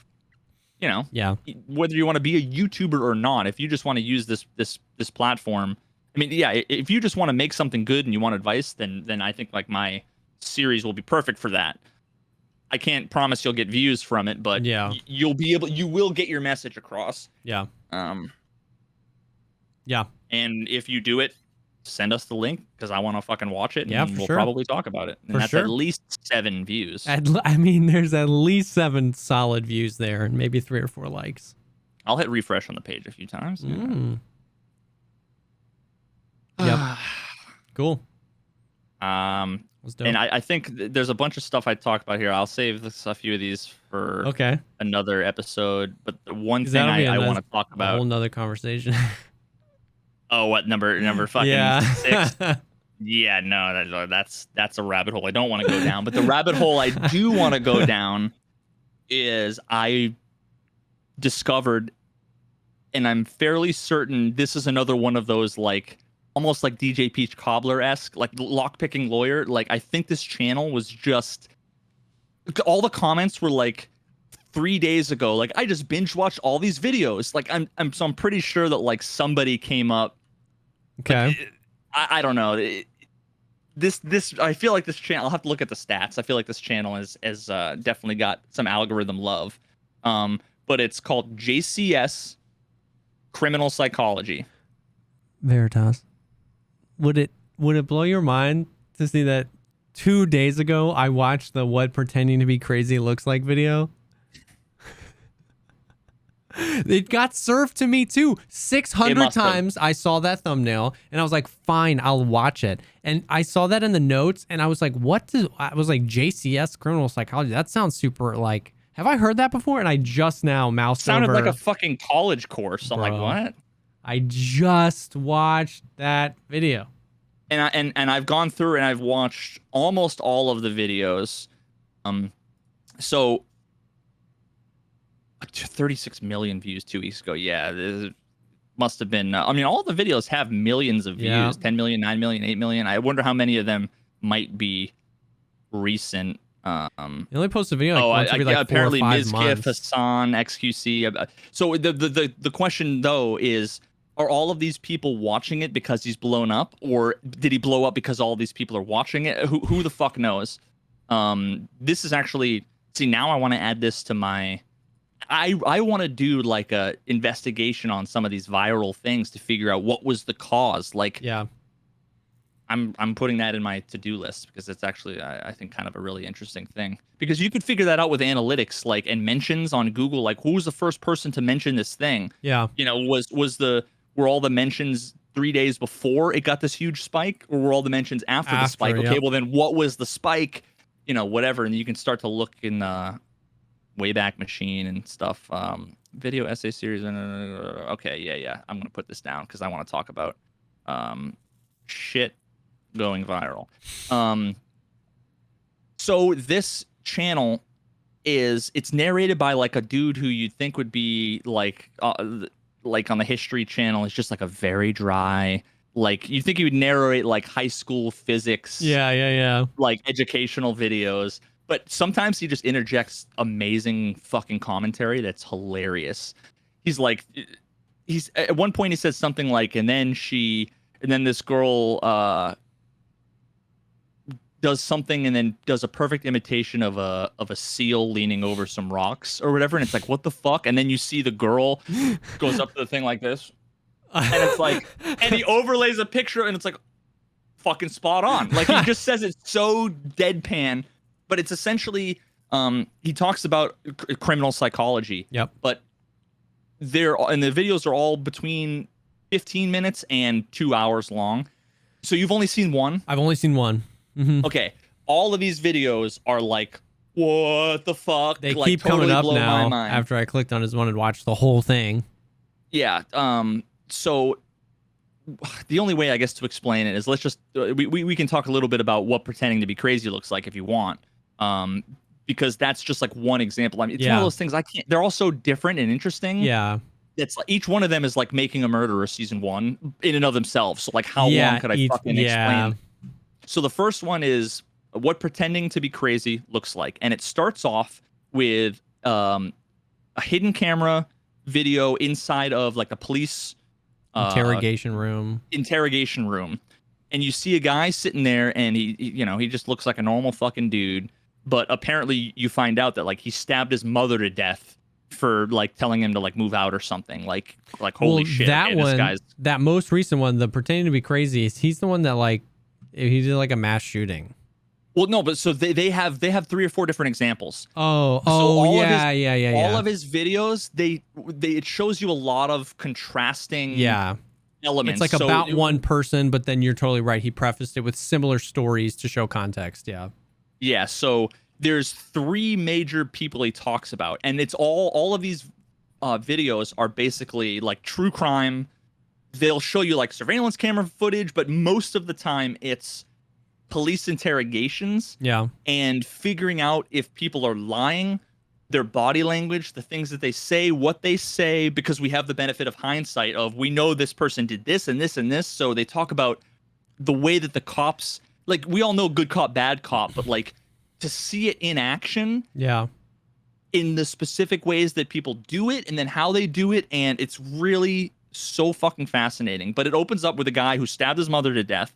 And the guy's sitting there alone. He waits like 40 minutes before the cops come in, which the whole thing about having you sit there and wait, they're literally watching you and they're taking like, that's all a part of it. They're not busy doing filling out paperwork. They're sitting there making you fucking stew so that you try to think and you stress out. And you see the guy sitting there and he looks totally normal. And then right when you hear the cop open the door to the room, he's going to come in. All of a sudden you see the guy go full like, I'm like outer space. I'm on drugs. I'm crazy. I'm hearing voice, like whatever. He just tries to act like the craziest person he could think of. It's a caricature of crazy, whether it's mental illness or whatever. I mean, he's like looking off into the distance and he's got his hand is doing this weird fucking thing. But as soon as the cop leaves, he's back to fucking normal. So it's like he doesn't know he's on camera. Yep. So you objectively know that this guy is faking it. And then there's another example of the dude. So the middle part where this is like, oh, that is not pretending to be crazy. He's fucking crazy. Where a guy, like, the interrogation goes like this. The guy's like, so what happened today? Like, oh, I killed a man. It's like, oh. Dude, and everything was like, yes, sir. Yeah. Totally deadpan. He's like, do you feel sorry bad at no, all? Sir. And he goes, I feel bad that I got caught so soon. Yep. And the guy's like, you did a bad thing today. He goes, yes, sir. Yeah. Like, do you feel any remorse? No, sir. Why did you shoot him? He like didn't really have an answer. I think. Yep. So the cop's like, it was like just for you? Yes, sir. He's like, what do you think should happen to you? The death sentence, sir. Oh yeah. Like, holy fuck, like, whoa. And that was like the one guy who like didn't get the death sentence was the guy who's like, no, absolutely. Yeah, they were like, he's crazy, yeah. Because he's definitely like, yeah. And then the most of the video is about kid who, was like a 25 person mass shooting, school shooting, and the kid was trying to pretend all of this stuff, and you could see all of the video footage when the cops are there, when they're not there, all of the different things. Like, it's so fascinating. The I would say the best one that you should watch, and it's the one that was the first one I watched. Okay. I didn't even watch the Pretending to Be Crazy one. It was, God, I'd have to go back. I don't even think it's in the first few. It's oh my god, I don't remember. It was the legend. It was the Legend of Jeff. I've seen so many. The Legend of Jeff. They're so fucking good. But it was essentially how people react or respond to being accused. How often do you or have you experienced something where somebody says, oh, that's exactly what a guilty person would say. Yeah. That's exactly how a guilty person would respond. Yeah. I've always hated that because there's just been enough times in my life, whether it was in like elementary school or junior high, where like people would be like, you're lying. And I'd be like, no. And they'd be like, well, why are you getting so defensive? Because I'm fucking mad that you're telling me I'm lying. Well, that's what a liar would say. And it's like, I learned enough to know. All I need to know is that I'm not lying. and then a bunch of people saying that's exactly how X would, like, oh, well, now I know you're wrong. Now I know that people can be so sure of something based on something and just be wrong. Yep. That's all it takes, is you just need to know the answer, because the only person that can know if you're lying or not is you, right?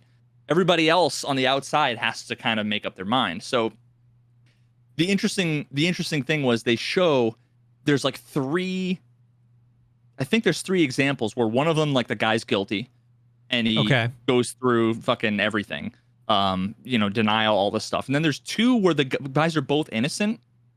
One where a guy, I can only describe him as, like, he's probably like an upper class, like, liberal black guy from California, probably like has a master's degree, like not the kind of guy that you would think has like tons of run-in with the law, or whatever.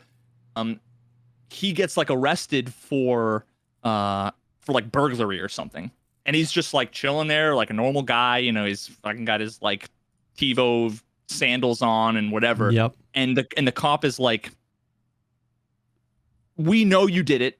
I don't even need a confession out of you. We have all the proof in the world. Just, like, tell me why. The guy's like, wait, what are you talking about? What do you mean? The guy's like, he's like, don't even try. Like, we know you did it. He's like, we have witnesses that, he's like, the dude was like, sweet, you have witnesses. Great. Like, they'll know that it wasn't me then. Yeah. The guy's like, one of the witnesses even has a camera. And we have footage of you. And he's like, great, like, that will definitely prove it wasn't me, because it wasn't me. So the guy was just like totally calm, cool, and collected. The guy ended up getting demoted and stuff, because he's like, no, I was just going from this store to this store. You can check all the. He had his full alibi about where he was going, and it took him like 3 days. The guy was in jail for 3 days before they checked his alibi to realize, like, oh shit, and it was just some other guy. The phone call was like, it's like a 5'6" white dude. And this is like a 6'4" skinny black guy. And the guy's like, we know it was you. We have video footage of you. And he's like, you don't. But he was like, that's crazy. He's operating under the assumption that, like, I clearly didn't do it. Yeah. He probably is like someone like me who I would assume if I got arrested, I would just cooperate. I am fortunate enough that, like, I live in, like, not the inner city. Yeah. I'm an upper middle class white dude. I know that if they fuck up, I get a bunch of money in a lawsuit, and it's going to be what it would amount to for someone like me is a cool story. And I'm probably inconvenienced because they're not just going to fabricate shit and lock me up. It's just so unlikely, right? Like, they're going to find who did it, and, or because I've got money for good lawyers and whatever. So he's probably like me, where he just assumed, like, they'll fucking sort this out. Like, it's not clearly this is a misunderstanding. There's another dude who's like a little bit more rough and tumble. You might even say, like, not really like white trashy, but like, it seems like he's like down south. More like emotional. I don't know. The dude, the thing is that he had like run-ins with the law before. When he was younger, he got in trouble for burglary. So this is somebody who like has distrust in the system, but he's like, I'm turning my life around and I'm not going to fuck up. And he's got a job and he's like taking care of his family. And he was like sleeping at his mom's house this whole day. And the cops are like, we know it was you that burglarized his house and like assaulted a woman. And he's like, I've never been fucking anywhere near this. I don't know who you're, like, he gets pissed, but it's like in a reasonable way, where it was like, if your friends told you that you were lying, and you'd be like, fuck you, I'm not lying. Like, you're telling me that I assaulted a woman. She's saying I was like, fuck her. She's straight up lying. You know what I mean? And it's like two people, both innocent, acting completely different.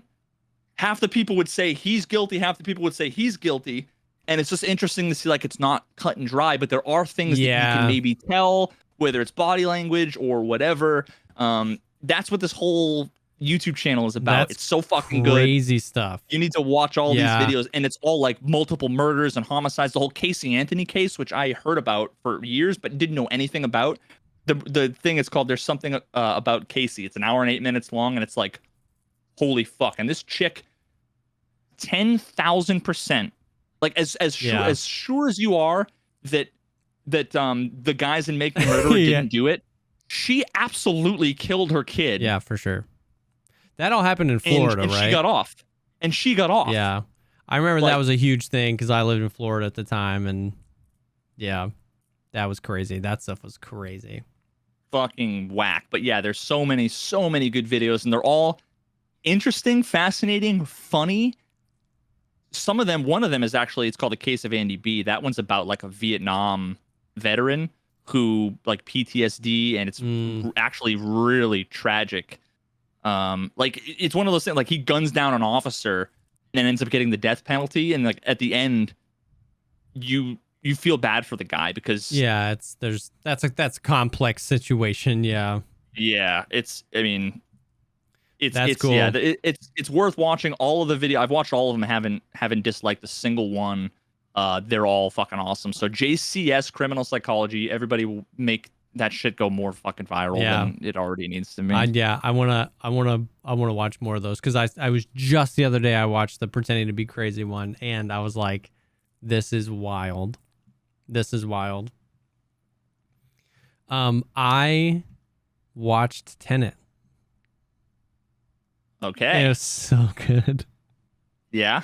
Oh my god. Do you like? I need to watch it again. I want to watch it again for sure. For sure. Dude, there were so many layers. Oh my gosh. It was so good. It was so good. It's so hard to even, if you just Google image Tenet timeline, it looks like the Boston subway map. Oh yeah. Yeah. fucking- 100%. 100%. And it like, oh my god. and it I want to watch it again, but I also kind of like, I got it. It wasn't like one of those where you have to watch it again because I like truly didn't understand it. I feel like I understand what was going on. I just want to watch it again because I know that you just know how many like timelines there are. So you just want to pick. You'll catch up. You'll catch on so many other things where you're like, oh, that was him from there. Like, dude, oh, the whole. I won't spoil anything, but basically the whole premise of the movie is like that. There's like inverted time, so it's almost like imagine if the movie was folded in over itself, so that when you're watching the first half, what you're seeing is like the first half or the first quarter and the last quarter happening at the same time. Bro, while also like the middle quarter and then the other middle quarter are also happening at the same time. It's fucking buck wild. It's really, dude, really fascinating. It was one of the, it's the most unique and like refreshing time travel-y premises that I've seen in a really long time. There's some meme, I gotta look it up, where it's like Christopher Nolan time travel. It's like something along the lines of like Interstellar is like time dilation. This other thing is like time, Inception is like time nesting. And then this one is like, it's just like the logical evolution of it's like fucking time folded. Like it's just like, what else can we do with time? I need to find it. That's amazing. Oh, it was really good. It was really, really good. Like I agree with what you were saying. Like I still think Interstellar is probably my favorite Nolan movie, but it was really, really good. Really good movie. Yeah, it was crazy. That's one of those ones that I think is like worth. I almost feel like watching like a Tenet explained, and some people can do this, some people can't. I won't say everybody should, but I know I'm the type of person that I'm glad I saw Tenet explained before I saw Tenet. Because it's like I didn't know any of the characters, didn't really know the story, but it was like a lot of the fundamental things where it's like it just made me appreciate it the first time through more than I would have. Yeah. Because it's like, oh, he's fighting that guy. Like it might have dawned on me later that like, oh, that I know who that guy is that he's fist fighting in the beginning. Like, yeah. But I might have just missed it too. Yeah. You know, like there are things. I mean, maybe not that example because that's a little bit more obvious. But like, but I see what you're saying. Yeah, there's just so many things that you catch on that to me, it's not a lot of the cool, mind-blowing shit in movies are not amazing only if you figure it out. They're amazing in and of themselves. Yeah. Whether you figured it out or not, like no matter how you arrived there, it's still an amazing moment. Yeah, like I think I had The Village. Did you see The Village? Mm-hmm. I think I had The Village spoiled for me beforehand, and I still, even though I like knew what was coming, it was still like, oh, I could still appreciate the genius of what it was doing. Yeah. And put myself in the mindset of like, wow, you know, whatever, without having the whole like mind-blowing sort of moment. But I know not everybody's like that. Yeah. It was super interesting that the main character didn't have a name. Like he was just the protagonist. That's all anybody ever called him. I don't remember that. Yep. I probably like, it was probably something I paid attention to. I didn't realize it until after the movie. When I watched Tenet Explained, I was like, maybe, well, I mean, if you watch, the thing is that like in an explained movie, explained video, they're going to call everybody the protagonist and the antagonist if they're doing like a cinematic whatever. Yeah. Maybe I saw that first and then it just didn't click that they were in the movie still calling him actually calling him the protagonist. Yeah. I don't know. Maybe that's why. Yeah. Because that I would have noticed that, I think. Yeah. It's Maybe super I interesting. I just forgot. I don't know. It's a great movie. It's hard to get in without like crazy heavy spoilers and a whole lot of time to talk about time travel, but like it really was just a solid. It was such a good movie. I loved the premise. It felt refreshing. It didn't feel what I was worried going into it because everybody says it was so complicated that I was worried that it was just complicated just for the sake of complicated. Like I thought it was just going to be red herring after red herring and just like, oh, like just so you don't know. But like, I feel like I followed along enough to watch the movie, love the movie, enjoy the movie, understand the movie, have questions about the movie, but still like it felt good. It didn't feel like, oh, just eye roll another time. Like, you know what I mean? It felt good. So when you watched the explained, were there a lot of things that you're like, oh, that makes sense that you just missed, or did you like get everything? Because there was a lot I missed, even having seen the explained beforehand. Yeah. That I was like, oh shit, okay, cool. But the cool part about this movie is that it didn't need red herrings. It wasn't like a movie that was meant to confuse you. No. It was, the concept is so alien and interesting that they can literally do it in front of your eyes. Yep. And you're like, it's like sleight of hand. Yep. If you even when I know that somebody is doing, you know, when they're like, whoop, and then their fucking thing is gone, you know, it's like, I know that you just did a trick, and I'm still like, fucking sweet. Yep. I'm not like, how did he just dematerialize that matter? You know, I'm not confused. I know what he's doing, but I'm impressed by it.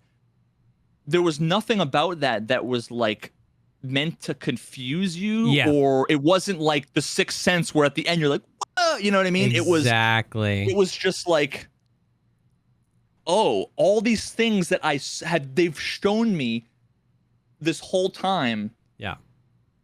Not even hidden. And it wasn't even, they weren't even like, I don't know. This is like an interesting distinction. Like, yeah. Can we fucking spoil The Sixth Sense? Like, has it been long enough to where like everybody knows that he's dead the whole time? Right? Yeah, like, you've way past the statute of limitations on that. There are like really subtle things where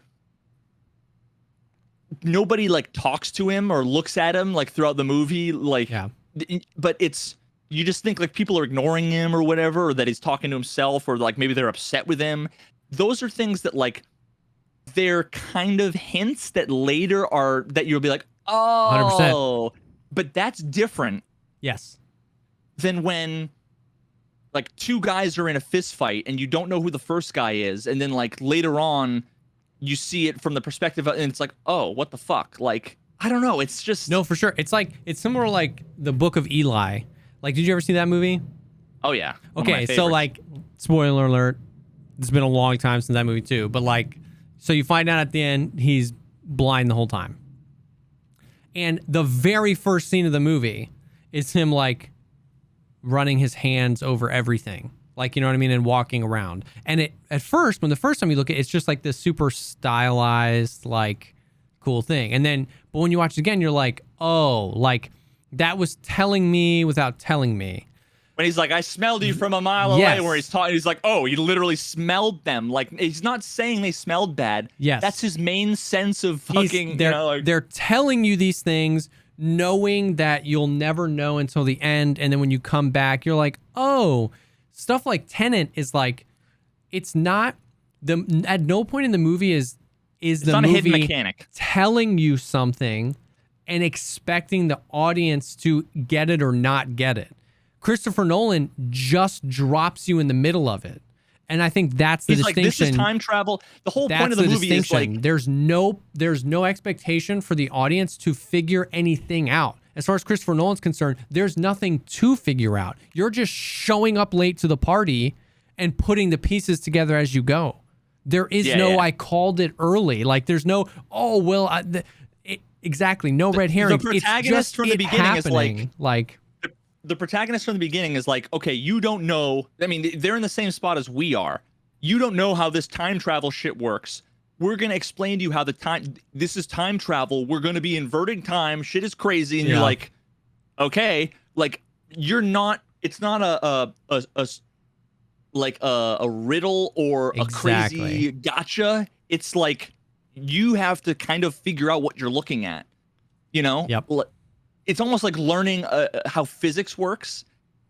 It's not a spoiler when you figure out, like, oh, F equals ma. Now you understand the formula. They tell you, they don't hide anything from you at all. And that's what I love, because I hate when movies and TV shows just lean super hard into the, you know, the proverbial wink, like, this is important, remember this for later. You know what I mean? I hate it when the two characters, like, I noticed that stuff when two characters are talking and I'm thinking, this conversation would never happen. This is all information each of them already know. They're just saying it for me. And I feel like that breaks me out of the movie or TV show when they're not looking at me, but they're talking to me. And so, like, there is none of that. And people don't like that, because then it feels hard to comprehend. But it feels, don't tell. Exactly. It feels real to me. It feels like I'm a part of this journey, as opposed to, like, bro, who would tell the other person that? Of course, you know what I mean? It's like, well, that's for you. So I love that about his movies, and I loved that about Tenet for sure. Hell yeah.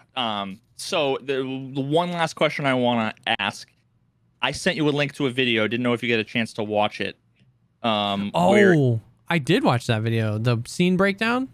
Yeah, the scene breakdown. I've never even heard of this movie or anything, but it was Lessons from a Screenplay, which is another channel. I won't get into detail. If you like every frame of painting and that kind of stuff where it breaks down cinematography and whatever, Lessons from a Screenplay, go watch it. But I sent you a video. It's called How Good Filmmaking Brings a Script to Life. And it basically breaks down how normally they talk about screenplays, which is effectively like the written script. It's not, and this is kind of newish to me, the whole idea of quote unquote like a screenplay. But what it is effectively is it's almost like the middle ground between like a script and like a storyboard. It's like talking about what's going on, what people are doing between lines, what people are doing, what they're saying. You know, like it'll be like Jody covers her face in shame, and then Jody says something, and then it'll be like, you know, and different writers. Some writers won't put any of that shit in there. They'll just write it like a script, whereas some people would be like camera pan back, like they'll put lots of details. And this scene that they have, it's a conversation between two women where they're literally just kind of like bickering at each other. One is painting portrait of another one, and what they do with the framing and the movement of the camera and the timing, which is something I never even knew existed.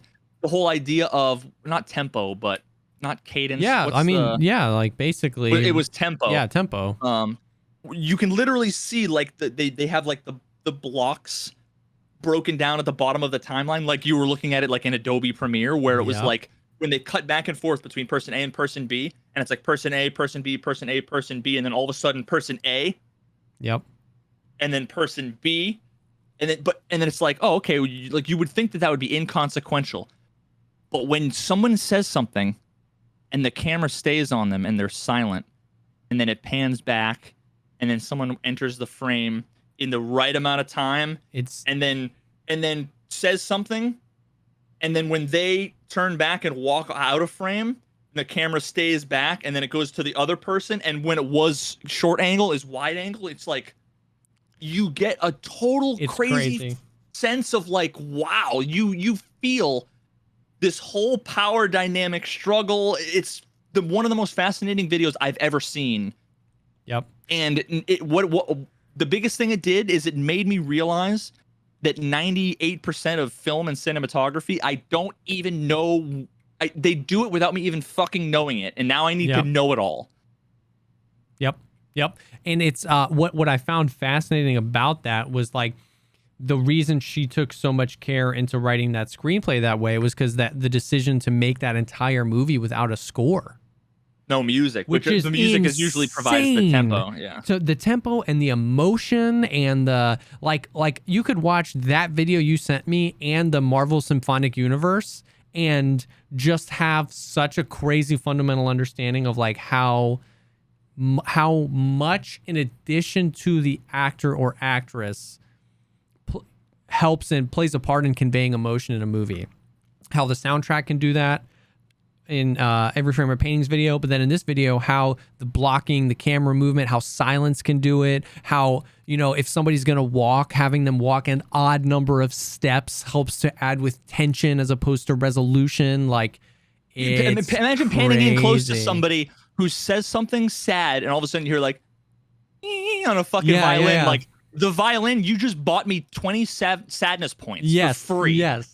And what this thing does is it's like, I'm not even going to take those free sadness points from the fucking violin. I'm going to do it just with I'm going to earn my how sadness the actress points. Twitches her fucking lip and how her eyebrow moves and what they say and how the camera moves. And it's like, fuck me. Yeah, like, it's wow. crazy. It makes me look at like any Marvel movie and be like, you're such dog shit. It's cheap. Like, it's cheap. God, it's all of those. It's like the Minecraft Let's Play that get 800 million views, you know, that are like, it's just a kid like, poop fart noises. And it's like, you know, and those are the ones that get all the money. Yeah. And then, you know, something like a Veritas video essay gets 600 views. Yeah. I'm not equating myself with any of this shit. It was a great video for sure. It was a great video. Oh God, I think as far as down as the rabbit hole as I want to go, I think. Yeah, dude, it's good stuff. I've been loving this, man. There's so much good content out there. Dude, I've been learning so fucking much about so much. That's all I want to do is just learn about stuff I'm never going to need to implement ever. But I just like learning. I just like watching videos and appreciating other people being the best at their craft, and it's good stuff. Here's the thing. Once you're done watching episode 5 of Making a Veritas video essay, you'll think about what you just said differently. Okay. Because all of the stuff you're learning, you'll never use it, but all of that stuff is what makes you and what gives you. Yeah. I can't spoil informs it, but micro decisions, and it like it you know, an aspiring screenplay writer might be more greatly affected by that video we were just talking about, but I will be affected somehow by it, by appreciating it and watching it, I think is what you're saying, in some way. I'll watch the videos. When are they? You said they re-release them soon? They're all uploaded. I just need to go through and figure out what I want to like. I got to write descriptions and tags and just put them in a playlist so I can watch them while they're unlisted. They're all private because I don't want to make them unlisted. But tomorrow, first thing, I'm going to go through and make them public. Although I am going to, I think if people in chat want to watch want to watch them, I might just play them all live now so that you could watch the VOD or something. Yeah. If you were interested. Hell yeah. Hell yeah. Because honestly, it's a way for me to quality control. I haven't watched them all the way through yet after exporting them, so I might as well just. That's actually a great idea. It's like one final visual pass. Which is in episode 2. I talk about doing a visual pass. I'm telling you this. I wasn't kidding when I said this is meta, dude. Christopher Nolan's YouTube series on how to. Well, cool, dude. That sounds good. I'm excited. I'll probably go play some Tarkov and talk about streets. Oh yeah.